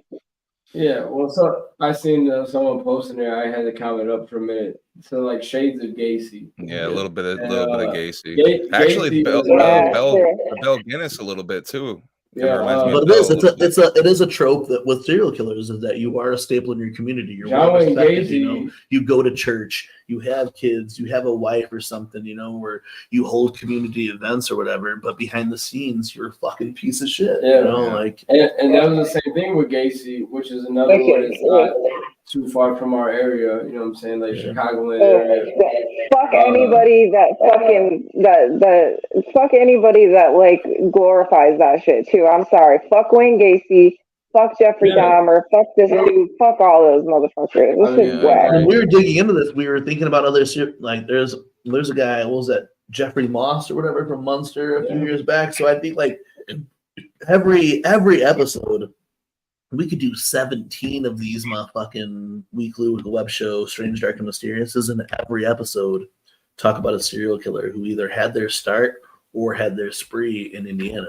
Going back from H.H. Holmes, who his first victim was in Irvington, Indiana, you know, so it could go all the way. You know, tonight to be able to talk about this is just one serial killer. There's studies that have shown that for some reason, the Midwest seems to spawn a lot of serial killers compared to other regions in our country. I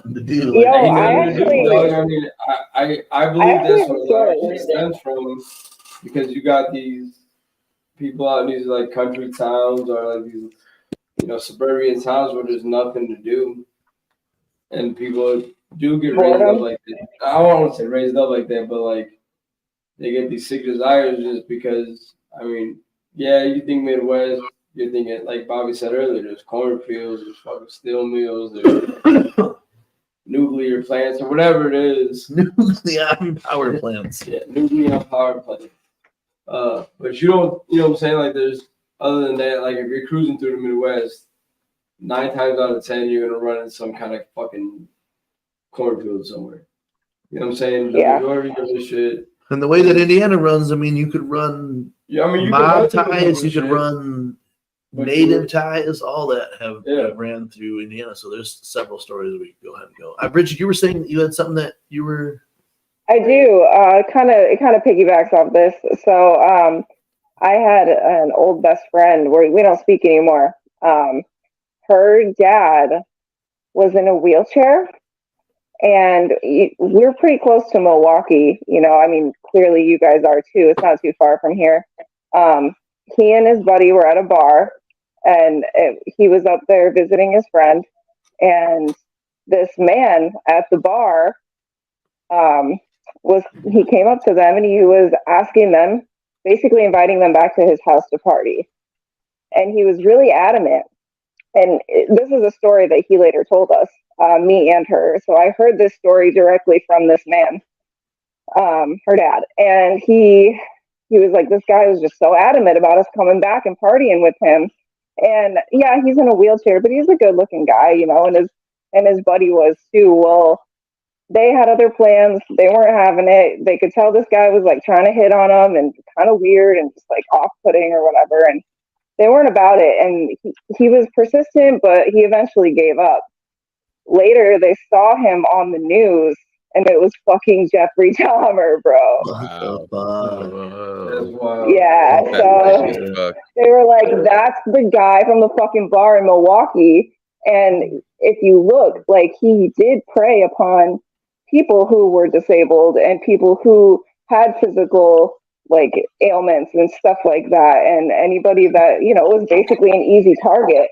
And they were like, thank fucking God, you know, we didn't go with him. But he's like, he's pretty fucked up from that whole shit. You know what I mean? Like, he almost fucking got serial killed and shit. Yeah. So I always thought that was crazy. Bizarre. And it was just, it's too close to home. You know what I mean? I was just like, oh God, that's it's stories like that fuck with me. Like a couple months, like, that's 2 years now. This dude, to set up the story, like something similar like that. My boy, Wayne Claypool, right? Yeah. My boy Wayne went to go serve this dude up one time, and the dude like while they were in this fucking hotel that's right by, you know, those hotels that are by House of Blues in Chicago, those ones that go up in the fucking like spiral shit or whatever. This dude like flipped the light off and tried to throw a rope around my boy's neck and fucking strangle him to death and kill him in this fucking hotel room, right? So I hear the story, I hear stories like that. And we were out in Chicago one time and this dude like insulted Podler, but not like really or whatever. And he's like, hey man, like, well, can we step outside and like and we'll smoke, you know? So we're smoking pot. And he's like, I have a house, like we're in Gold Coast, Chicago, or whatever. He's like, I got a house right, I got a loft right over here. I got a bong, you know, you guys want to come by and smoke? And the first shit that went through my head was like, this motherfucker is gonna try to fucking strangle us or fucking roofie us or some shit. If we go, even though there's three of us and we could kill this guy, you know, like that, it's gonna end up on some crazy shit. Like I'll never go back to anybody's fucking apartment or some shit in the shot because of the Sox game, man. Yeah, with the Sox the White Sox game. It was like right before the gathering, dude. My lady was still pregnant. We went and dude was like, hey, oh, and he even asked like, where did your boy go or some shit like that. Like he said some weird shit like that. Yeah. Like, oh, he went out to smoke, you know. And he's like, oh, he smokes.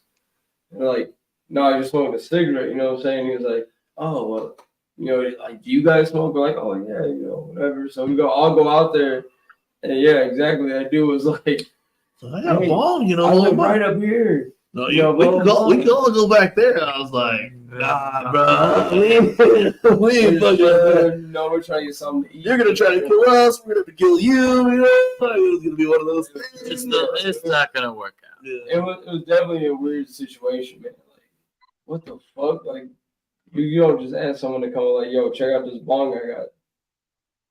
No. Yeah, that was some wild shit, but that's because of stories like that, you know. Yo, what I'm saying? hey, Frankie Goldie said Steam Love is jealous of Humble Hell Patch. Oh, hell no. I really hope Emily is still watching. She loved that joke.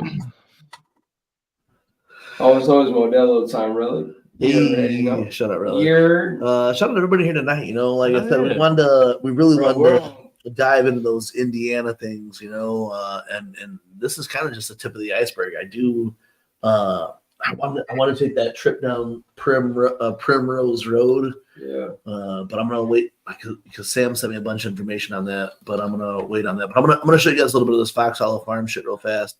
It's only like 51 seconds. But if you guys do have HBO Max or whatever the fuck streams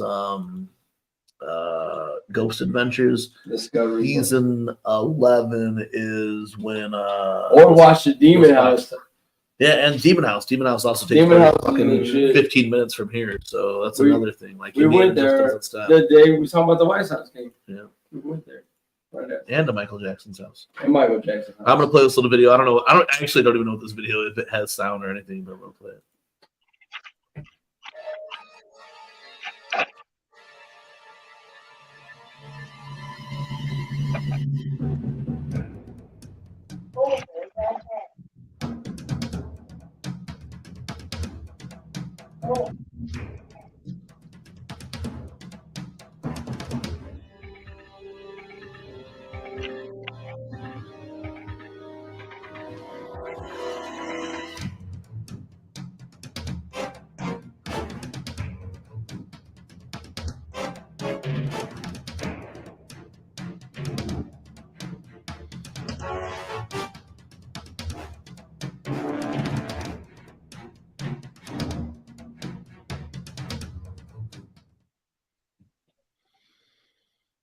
Shout out to Indiana Star too, man. They always put they always like when ICP was in Indianapolis for the gathering, right outside Indianapolis, they had a really cool write up for the gathering and shit. So shout out Indy Star. But yeah, you guys, like I said, that Ghost Adventures, you guys can check out that episode too. And hey, we can play Anna's in the Attic. Yeah, we got Anna's on the Attic. We got this shit. It's out everywhere now, so go stream that shit. But we can play it if you want to. We also got some other stuff. Brigid, I know that you've been really pumping out a lot of tunes lately. I think that's super gas. You know, is there anything we're allowed to play tonight at all? Or yeah, anything that you want, man. Anything that we want. I don't know, because These last two tracks that you sent us have been just like, I'm only saying the last two that I know that me and him have heard. There's other ones that the Juggler World, everybody was in chat. Y'all better watch out. I'm saying, y'all heard like the Black Widow shit, but you ain't heard like, man. Thank you. She'll get better. How can we play this one? She loading up the clips like. Oh, it's in my email. You know what I'm saying? Like, Can I play the latest one you sent me? Yeah, I feel like that would be pretty. Like, I feel like that would fit in with the vibe of tonight's show. You know what I'm saying? Is that the Soldier? Yeah. Yeah. Oh yeah. Hey y'all. Yeah. Hey, so I know you guys like if you guys if you guys follow Brigid on social media, she was hanging out with the clone of that might be the original. I don't know when that picture was taken. That might be the original Jigsaw. So Jigsaw at one point, like I said, okay, so that's the clone of Jigsaw. That's the clone of Jigsaw. So that's why you guys are on fire like that. That's why he was nice to you and took the picture with you like that. So that is the clone of Jigsaw. So I talked about it earlier in the episode that a few months back, Jigsaw just get permission. Walked into a room and then he disappeared and I never seen him again or whatever. And then when he came back out of this room, he was acting really different. It was weird. And I was like, "Well, what's wrong with you, Jigsaw?" So what do you mean what's wrong with me? And he's a totally different guy. So what do you mean what's wrong with me? Sweet, just like that. And then I seen him finally again last week. And you know, we hugged, we talked or whatever. You see Jigsaw doing a robot? Yeah, so you saw doing the robot. That's when I saw and I was like, bro, you're definitely a clone now, right? But you be seeing heaven under your shit, Frankie. I'm about to play it a different way. All right. All right. Check this out, man. So over the last I haven't even announced the name of this project that's going on yet. Should I? Yeah, man. I don't have the art for it right now. I could put the art. But do you want me to do all that, or you just want to? Or do you want to do this? Play the track. You can't give them. You can't give them everything right now. You can't. Yeah. Go ahead. You can't drop the track. So this is going to be off that project, though. Yeah. Oh my god! All right, so that image that I sent you that's the cover art for the project. So yeah. Oh shit! All right, so this project here, we're not going to reveal the cover art. Is going to be some wild shit. When's it? We're going to play this right now because you guys have seen the picture of her and Sawboy. We're lucky enough to show you guys this. Hey, this shit fucked me up. Yo, man. All right, so I'm not gonna talk any more shit because I don't want to fuck it up for you guys. Yeah, you guys already know we be bumping Brigid on the intro like every week. You know what I'm saying? Right before we hit the live shit. But yeah, this shit right here, though. This is the next. This about to be the next. This ain't bippity boppity. This about to be the next anthem right here. This is a Sawboy shit. Hey, because last week we heard a jump that I was like, yo, this has got a different. And then when I heard this vibe, I was like, this is the vibe right here that I feel like I've been like that y'all need to hear. Don't play. That's why I'm playing this one. That's why I'm playing this one. Let's go. Run it.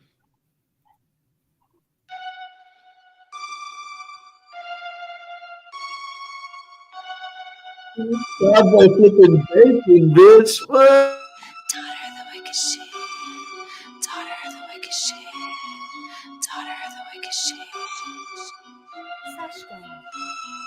Born out of this world, something different. Cut out the womb with a hatchet on some wicked shit. Mama didn't want me, daddy didn't either. Both said I was evil, weren't down with the wicked shit. Put me in the basement with the spiders and shit. Only homies were the spirits in my closet. Till the day I found a disc man sitting by the creek. Swear it just appeared there, lucky me. Put the headphones on, push play, and I peeped Riddle box and that bitch. Now I'm hooked on the wicked shit. Basement thumping with the wicked shit. Neighborhood scared, call the cops and the exorcist. Soon I had them all twerking, getting down to the wicked shit. My skin is pale, so is my gaze. When the wicked shit plays, I swing my braids. Possessed by the spirits, I levitate. Down with the shit till I'm in my grave. Hate and shade they throw my way, cause I paint my face and I fucking rage. Don't give a fuck what anyone say. I'm the daughter of the wicked shit. Getting good at necromancy. Wanna be just like Jay and Shaggy. Raising the dead cause that's my family. Dance till their limbs fall off to the wicked shit. I'm in the woods, up in the trees, summoning demons and entities. Naked, I'm shaking my booty to the beat. We all getting bloody down dirty to the wicked shit. They love my sacrifices. Kill them slowly, not with kindness. Incels, rapists, bigots and pigs. Feed their bodies to the crows and fish. Scream like a banshee, covered in sticks and leaves. Necklace made from the ears of my enemies. Now they gon' listen all day to the wicked shit. My skin is pale, so is my gaze. When the wicked shit plays, I swing my braids. Possessed by the spirits, I levitate. Down with the shit till I'm in my grave. Hate and shade they throw my way, cause I paint my face and I fucking rage. Don't give a fuck what anyone say. I'm the daughter of the wicked shit. What are the wicked shit? What are the wicked shit? What are the wicked shit? That shit was fresh. That second verse is hard as fuck. Yeah, bro. Hey, that's some like high speed shit when shit that hook. The wicked shit plays. I shake my brains. That's some fucking. That's some high speed shit. You know what I'm saying? That shit is gas as fuck, bro. That hook is. Hey, and who the fuck is Jigsaw? Who the fuck is Jigsaw making these beats? Yo, that beat was so gas, dude. Oh, that was so inspired. I'm working on something this week on another Jigsaw beat.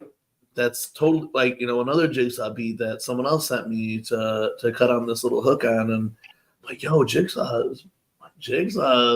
Whoever this clone is, whatever happened when he went in that fucking closet, they shut the door on him and they fucking smacked him up. He stopped rapping and started fucking cooking. He let me hear a few different shits from a few different artists, and I was like, he's like, yo, did you hear this yet? Check this out. Look what I got. You know what I'm saying? And so I was killing it. And on top of that, like Nick said, on top of that, then so in the last week, I heard two. Well, I've actually heard like 4 Brigid songs, but I heard it's 2 the local clown crew that are part of this project or so that are so let's completely different than the other. So what we vibed to last week while we were throwing some beer pong, we were in some fucking in my club in GTA style. We were playing another Brigid song, and then to hear this shit this week, like I was like, yo. What y'all about to get is insane, man. It was 2 different vibes. Yeah, like everybody's talking about because like, hey, shout out to the homie local clown crew in this motherfucker. Hey, speaking of in here right now, I want everyone to know, man. Over the next month, you know how local clown crew Juggalo Grill always gets down, right? Dogs. They're doing something super special. You know what I'm saying? Super special over at the fucking the Revelations tour, the 3-Headed Monster Ball, and HALLOWICKED. Check it out right now. A local clown crew food drive. Let's fucking do it for fucking Detroit. It's going down, man. You guys know how local clown crew does. Fago dogs all day, man. Big shout out to Batman, local clown crew. I don't know if we'll be at any of these shows. I want to be at that 28th date. I do. I want to be at that 28th date. That's at that dope ass brewery in fucking Indiana. You know what I'm saying? It's my son's birthday, so I cannot be there for that one. But look, bro. But I will donate to whatever. What local clown crew does and has been doing for the last decade, and what Juggalo Grill does, man, they take care of not just the Juggalos in the neighborhood. But motherfucking the whole community when they come to town. Y'all ever had a real talk? Dog, on some shit, man. So when me and Jonas were out in Wisconsin for the 3-Headed Monster tour, they were taking care of Milwaukee, dog. You guys know how Milwaukee is. You know what I'm saying? The same thing when we went to fucking bro, they were feeding these motherfuckers, you know what I'm saying? They were feeding people. Motherfuckers is a term I use loosely. They were feeding these people, dog, and they came back and like, bro, it was them. Batman gave their daughter a motherfucking, a 2-liter, some more food to take back home. It was just cool as fuck because not only did they take care of all of us, bro, when we come out there, we're hungry, we spend all of our money to get into the show, or we spend all of our money to get there, or any of that shit. They be taking care of the Juggalos, but they take care of the community too. And they're doing this for Detroit. Multiple big fucking shout out to those guys, seriously. and another that was legit, bro. We go way back. I've been chopping up with Batman for, like I said, over a decade or whatever. Yeah, it's been. And this motherfucker's always showed me the dopest love. Is always taking care of me anywhere that I went. And dog, look, I'm blessed now, you know what I'm saying? My life is completely fucking changed from what it was when I was a fucking jit, you know what I'm saying? Absolutely. So I'm blessed now, you know what I'm saying? So to come to a show, I know I can take care of my own, but when I see the family out there taking care of everybody, man, that feels so good. So I always want to fucking take care of it. You give Batman money, he gives that shit to the venue sometimes. You feel me? He gives them security and shit. You know what I'm saying? So again, man, he's never in it for himself. They've never been in it for themselves. These are the best people in the world. You know what I'm saying?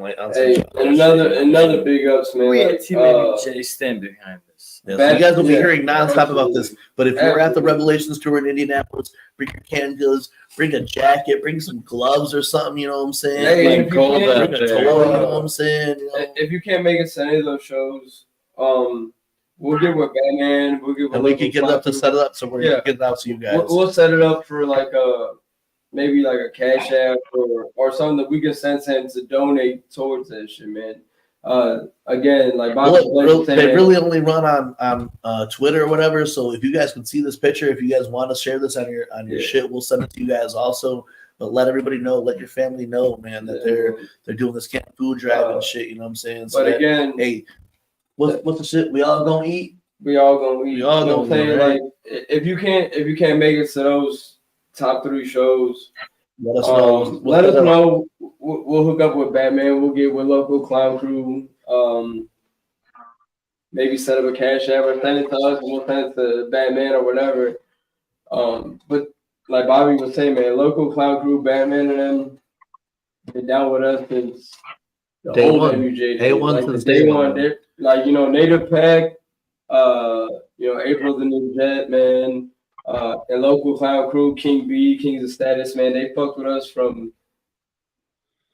12 years ago. You know what I'm saying? 10, 12 years ago, whatever.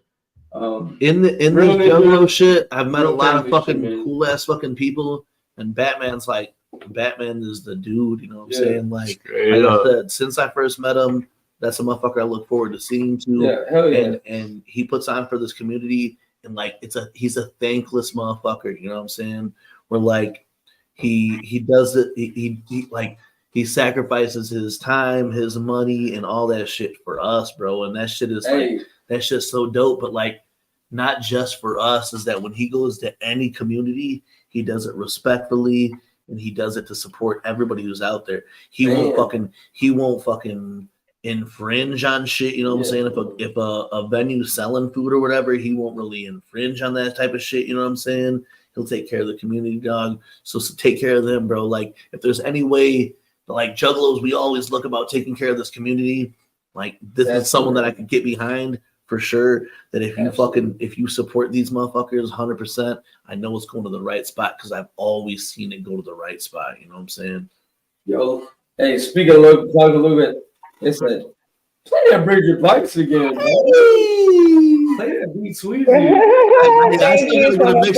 still gotta get the mix together just for a local clown crew. You know what I'm saying? Because he wants to have something that he can play at his shit. So I'm putting something together that's got Humble Among, it's got Brigid Bites, it's got all the homies in them. Even Nick Bizarre say, "You heard them, man." That's a motherfucker, though, man. I'm telling you. Thank you.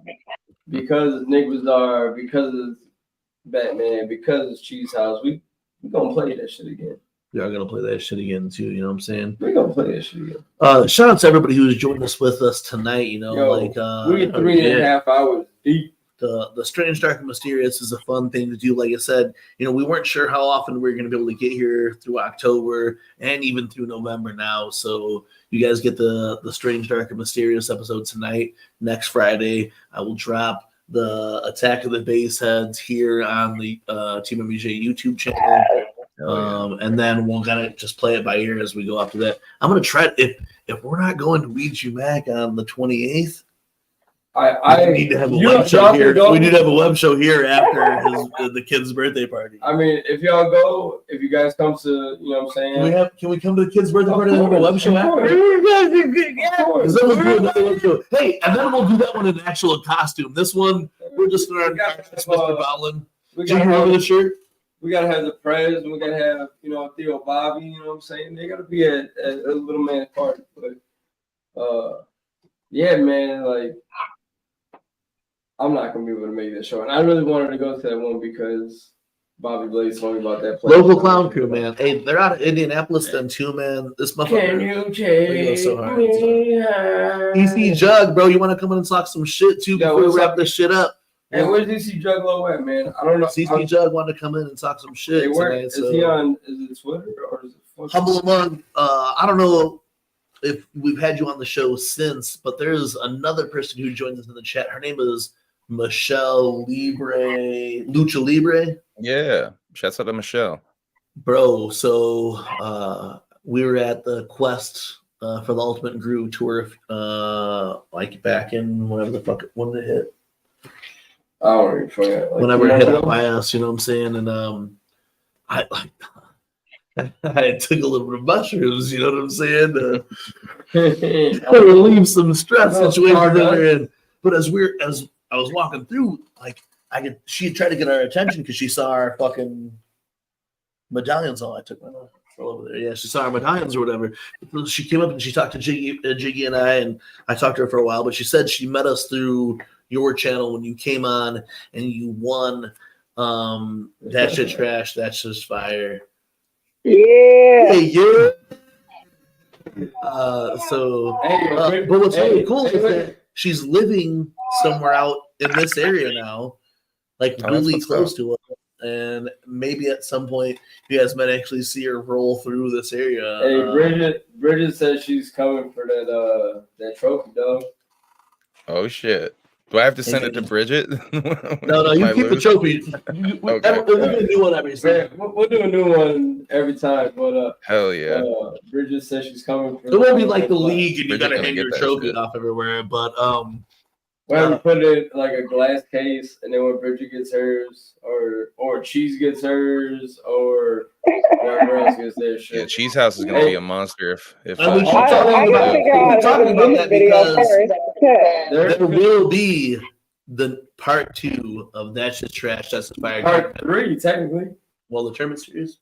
Tournament series is part 2. But so part 2 of the tournament series of That's Just Trash, That's Just Fire is tentatively supposed to start after all of next month's shenanigans are done and over. Shenanigans. Maybe after the Christmas. I think we start New Year. January. Yeah, like January. I think because we got like, you know, to finish up the year. I forgot we just added some shit. Yeah.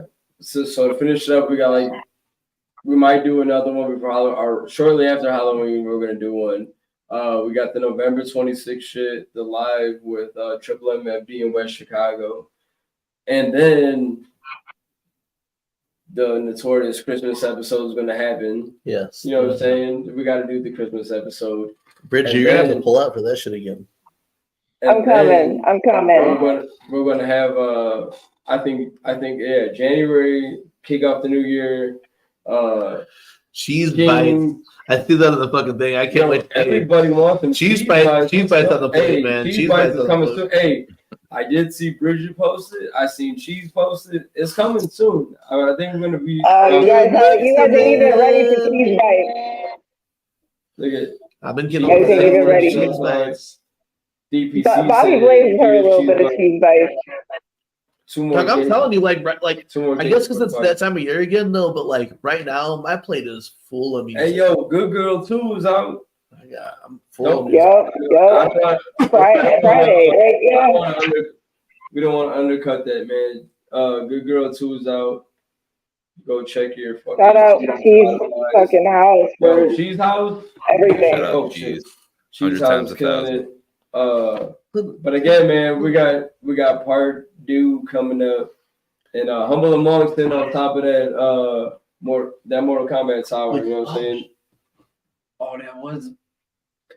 He's sitting on top of the mountain right now. So knock him, the King of the Hill off. The theme for this season is hidden in a Darbio Trill track off of Creek. So listen back through Creek. Damn, I forgot that wasn't the last one. And the theme will be hidden inside a Creek of what? So last year was March Madness. It was the March Madness fucking theme or whatever, basketball theme.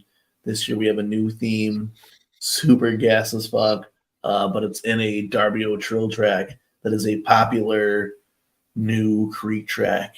He says the theme in the track.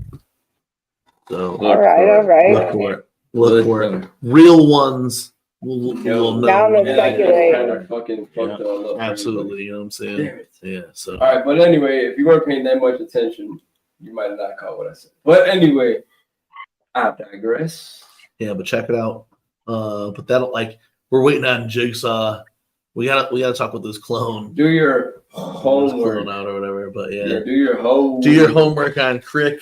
Do your homework on Creek, and you will know by January what the theme is. The theme is. Dick Blazer won't be showing up, but Dick Blazer be showing up for this one? There'll be another Blazer showing up.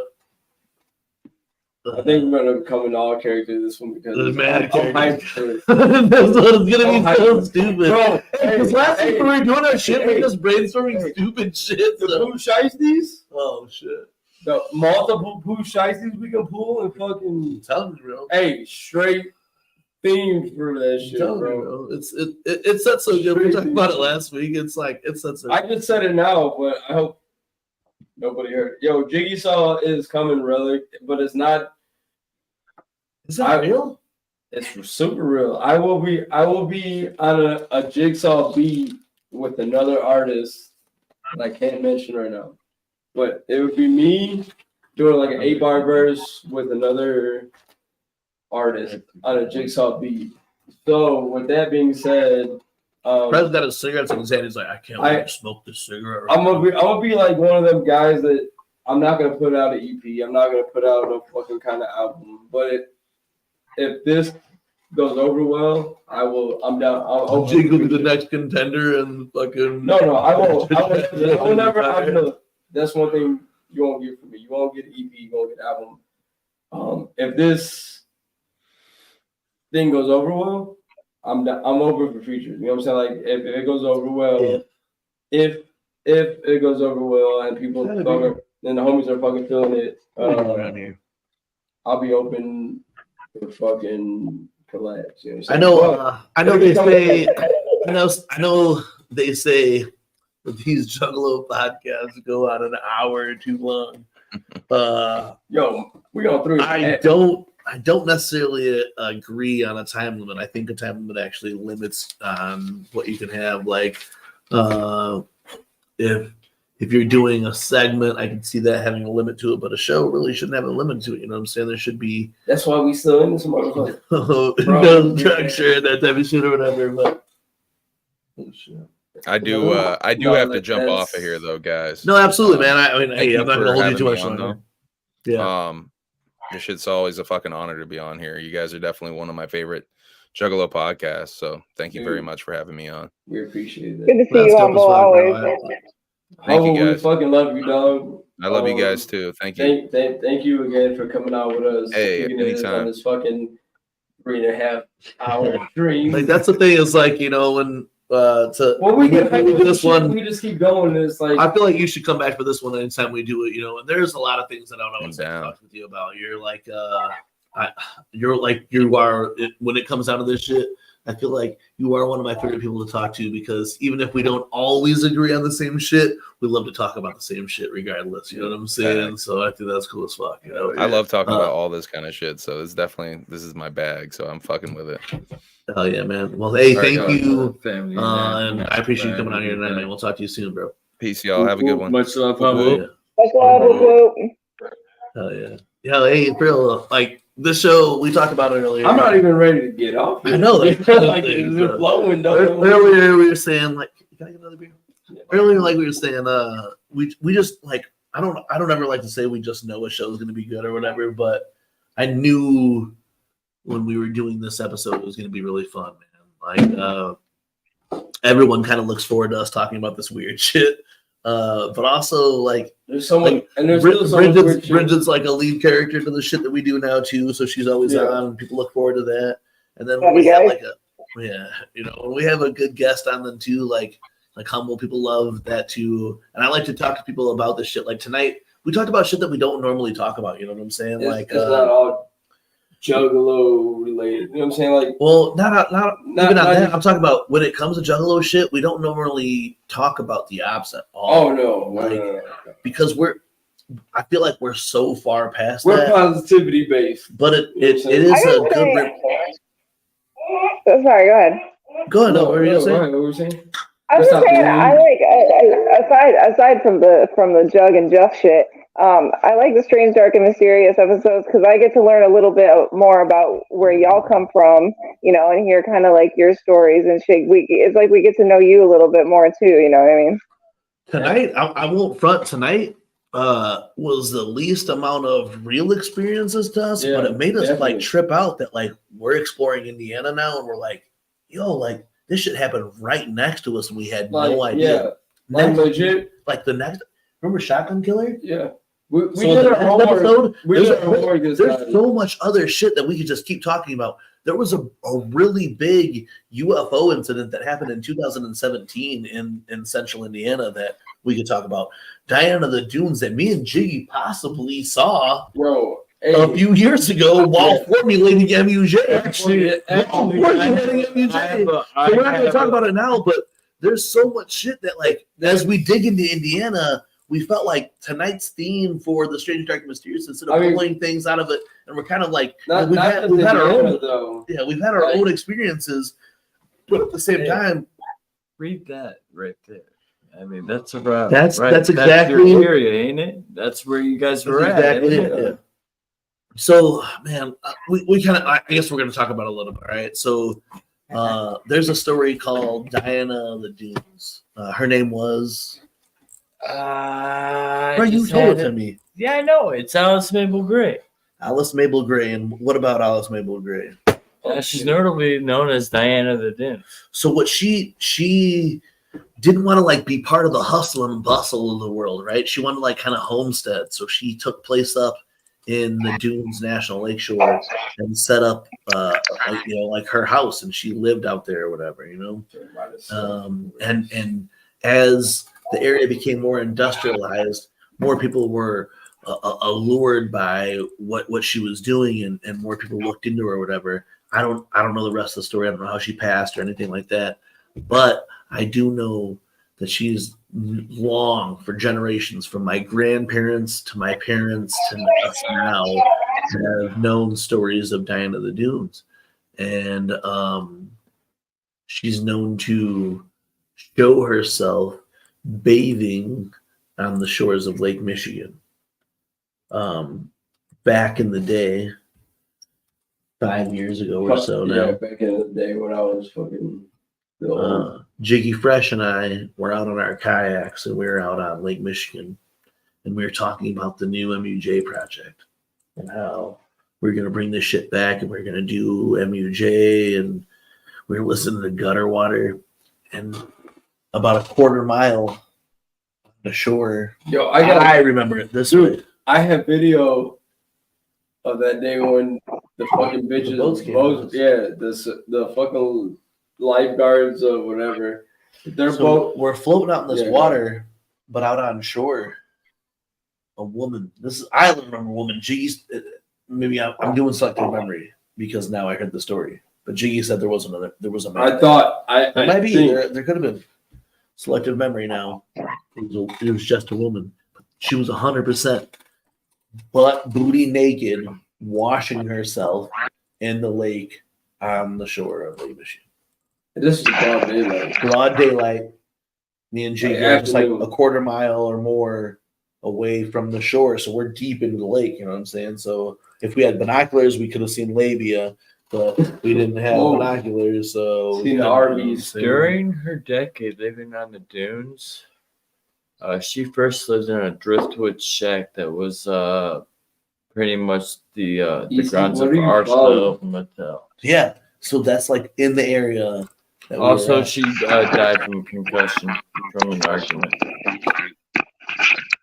Oh, someone went off. Oh, yeah, that's right. Yeah. But yeah, so we think maybe we might have saw her at some point then too, and I don't know, who knows, you know. So that's and that would go into the strange, but there is like legit dark and mysterious tales that we could tell again of Indiana while we're out here, and that's why we really decided to go with it this time. You know, last time we were kind of spouting out stories and personal experiences and stuff, but I feel like now the more we dive into it, we can also tie those personal experiences back into us and to our families who experienced it then too. You know, and I think we touched on it last time. I believe she was hot from where I was at. She had a nice she was decent for her own tan complexion, like you said. I feel like with binoculars, we would have accentuated the curves and labias. Like locally, a lot of the shit. I think we touched on it last time. Was like, and we even touched on it before we started the show with Perez and shit. The Crown Point jail, their old jail. Where John Dillinger was a big known mobster, gangster. They made a movie on it with Johnny Depp. And he played Dillinger. Where they escaped from the jail. Supposedly that jail is haunted. We're not too far away from Joliet State Prison, which is another place that's supposed to be haunted as fuck. Super haunted as fuck. You know what I'm saying? Like, I know President earlier was talking about that Crown Point jail, like you were talking about, and you know when tuberculosis really hit, it was heavy in that area. So they said that there's been full body apparitions, shadow people, black masses and photos, white masses and voices. We're at the old Crown Point jail. Yes. Hell yeah. So that's where we're at right now. Is not too far from there either. So like I said, we can just keep digging deeper, you know, like and I mean, like when it gets dark, we can go dark too. If you guys look up Prophetstown State Park, one of the grisliest modern murders has taken place in or 100 Steps Cemetery out there in Brazil, Indiana. There's a lure out there that if you count the steps going up and then count the steps going down, it will you will never count to 100, or an apparition of the old caretaker will appear and will show you visions of how you will die. Oh shit, we need to check out that spot then. Yeah, so we can just keep going deeper and deeper as it goes. Some shit for next year. Strange, dark, and mysterious. I mean, there's heavy dark, like when it goes from, like I said, Prophetstown National Park to the Shotgun Killer, to David Moss. Those are all really dark. I mean, what's her name? The little girl who was from Portage. They did the Jean Bonnet. Oh, she was like Jean Bonnet's age or whatever. But remember, I remember that shit. Yeah, so that was literally like. That was 2 minutes from our house. Damn, we're gonna have to look up that and tell that story. JonBenet Ramsey shit. It was basically it was Indiana's JonBenet Ramsey basically. I remember when that shit happened. My parents, like, if I was at Neil's house, Neil's mom would walk us home, and if Neil's at my house, my mom would walk us home until they found that motherfucker who did that. That'll be the next story though too. But that shit was wild because that's on. Like they made documentaries about that by now or whatever. But we thank you guys, man, who joined us tonight, listen to new music, talk with us about the Revelations tour, talked about how fucking dope Darby is, talked about the new J spots at Happy Birthday Shaggy Tudo. We forgot about that shit. Happy Birthday Shaggy Tudo. Happy birthday Shaggy to that there clown boy. Oh, that there clown boy. Yeah, hey, Shaggy Tulip, who made the ultimate birthday song. Did you see the link? He did the one chip challenge that I did. Oh, I didn't watch it. Yeah, His fucking I video didn't lasted. see that. Manny dipped out to go get a tattoo, which if he wouldn't got a tattoo off that chip, shout out to Manny Fresh. But Shaggy and homeboy Justin or Josh, whoever's on, I can't remember the name. I know it starts with a J. I'm sorry, I can't remember it. But bro, Shaggy was going through it, and you can tell he went through it. Bro, I was watching, I was like, dog, that's how I felt. Oh yeah, the heat went away. Oh, I'm good. I'm in the clear. Then he was like, oh man, my stomach's hurt. Homeboy Justin was on the same shit. Like, I almost died.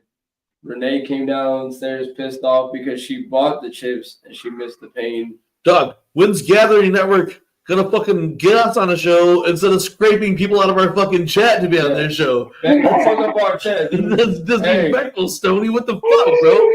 We never been on the show. You know what I'm saying? You ain't gonna get us on the show, but you're gonna scrape our chat.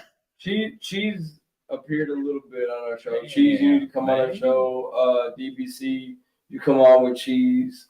EC Juggalo. EC Juggalo, yeah, we were saying that Link may want to come on tonight, but man, Nick Bazaar needs to come through. I know he said he doesn't do interviews like that, but we're not doing interviews, Nick Bazaar. Just come pop on our panel, bro. You ain't got to fucking. We're not gonna grill you with questions. We're just gonna have. We ain't gonna interrogate you, Nick. Yeah, Nick. Come on down. The most I'm gonna ask you is if we can share Rolodexes. Nick Bazaar's Rolodex podcast is fuck, bro. Nick Bazaar guy connect. Hey, I still got. Hey, this white T-shirt I got underneath this motherfucking shirt, and I got like 2 or 3 more. I want to get to Nick Bazaar so he can tie-dye for me. Nick Bazaar tie-dye game is fucking... Yeah. Get the fuck out of here. Everything game is on point. Coaching our fucking chat, you know what I'm saying? I got Amy J and she house. Listen, we're getting... Cheese House was already on our show last week, but... Stop trying to steal everybody else. It's all good, brother. Hey, man, we appreciate you all day either way. You know what I'm saying? Anybody who wants to fuck with this shit, we appreciate you. Again, thank you for letting us. Hey, wait. I just want to make sure that Gathering Network don't steal our people. I don't care if DPC cusses too much. We're TeamMUJ. We don't give a fuck. So, Gather Network. Worm's my spirit animal, but if I could be somebody, that's cool. Hey, Gather Network. Worm's just, we're going to sign this contract right now. So Nick Bazaar, DPC, and Gather Network are in Nick Bazaar, Cheese House, and DPC cannot go on Gather Network until they hit TeamMUJ first. Contract has been signed. I got my little Apple Pencil. I've been tapping shit over here, so we're just gonna sign you guys into the contract. Official. If you do have an iPhone or you do have iOS, just hit us with that little hand pen emoji, so we know that you guys. You feel me? We got them locked in. So we got Nick Bazaar, we got DPC, and Cheese House again before. If you guys go on Gather Network, don't ever watch our lives again. You guys go on Gather Network before you pull up on TeamMUJ. You guys are fired. All right. Yeah. Hey. So next week. Hold on. It won't be next week. If it's on Friday, we're dropping this Friday. On Friday, we're dropping. If you want to come back? No, on Friday, we're dropping Attack of the Baseheads. All right, so Saturday, let's run it again. No, I can't Saturday. So if it's the 28th, might be a date, but if not, we won't be back for a minute. But you guys came through here and you guys flexed super hard tonight. We have a fucking Brigid Bites, who's a motherfucking G, and dropped off all this dope ass music on us tonight. And then we had motherfucking Humbus Among Us come through, share some motherfucking stories, get real Zardock on us and shit, you know what I'm saying? You see that fucking Stoney? Hell yeah. You see it with that got the Nick Bazaar exclusive. Hell yeah. We are wilding, and you're just gonna have to take that shit, Stoney. I'm sorry. Don't quit YouTube. Yo, Mikey Sears. Mikey Sears. Mikey DPC says. Oh, you've been at the show. But Just you kidding. are coming up. I don't give a fuck. Yo, bro, Juggalo Ohio 2, fucking with EC Juggalo, we're smoking the fuck up. Bro, how fucking dope's that gonna be? You know what I'm saying? Hey, man. Hey, Juggalo Ohio 2. Bro, hey, Mikey, I know we're about to cut out this motherfucker, but I would love to see. I just seen a picture with you, Darby, and Rome Bone.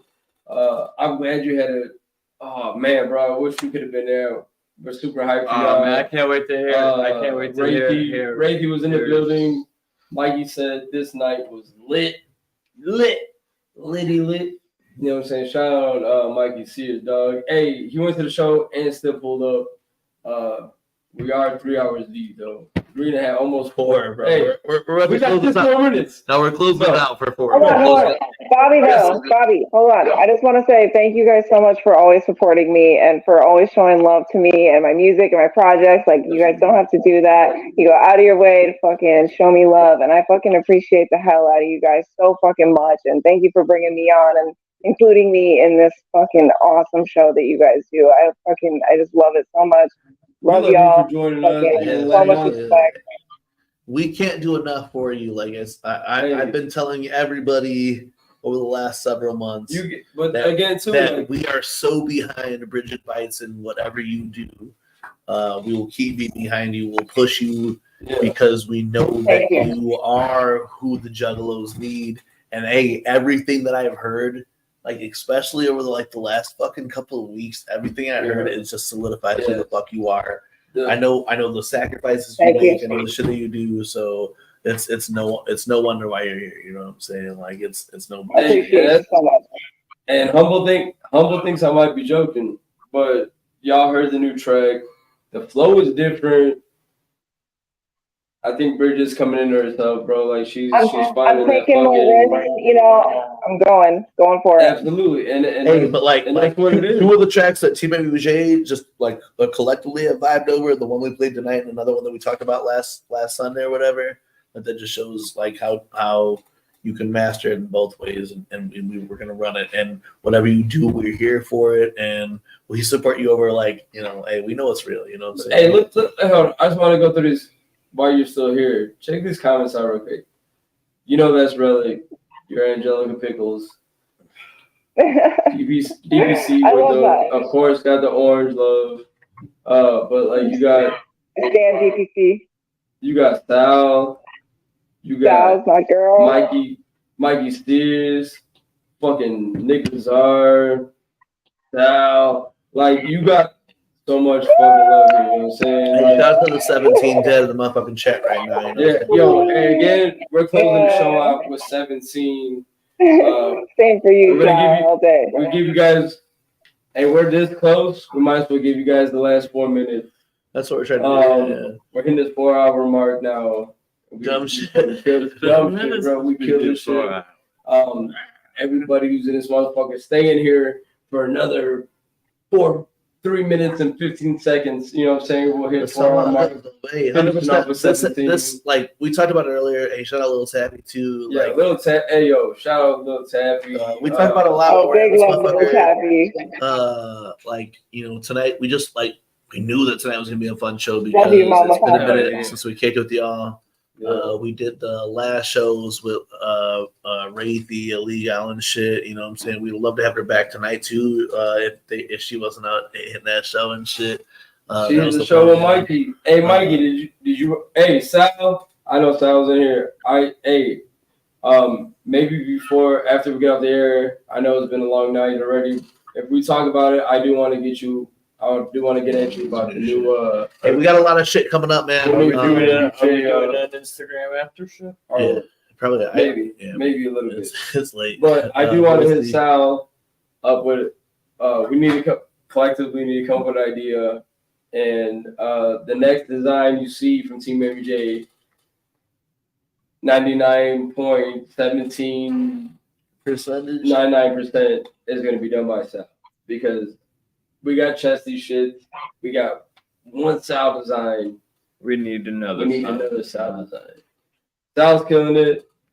Anybody else who's out there that wants to fucking cook up a logo or whatever, hook it up. You know what I'm saying? We'll get with you guys.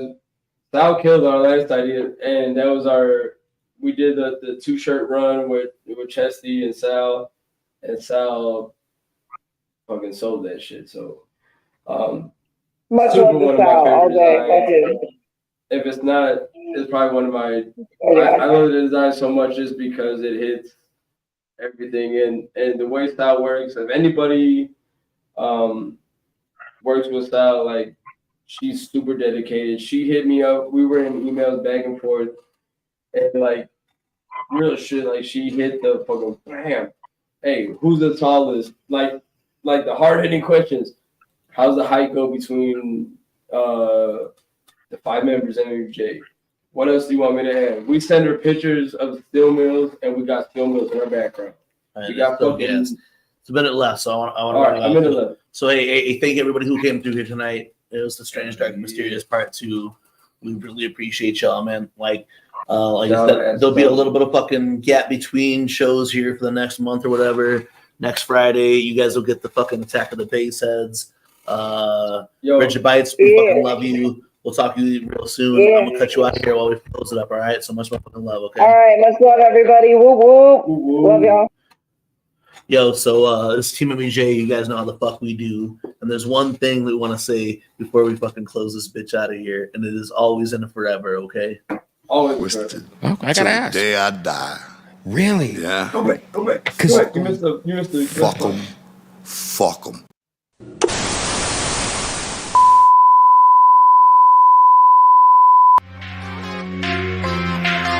It's the Weekly Wicked Web Show with TeamMUJ. Family united, not divided, let me hear you say. It's the Weekly Wicked Web Show with TeamMUJ.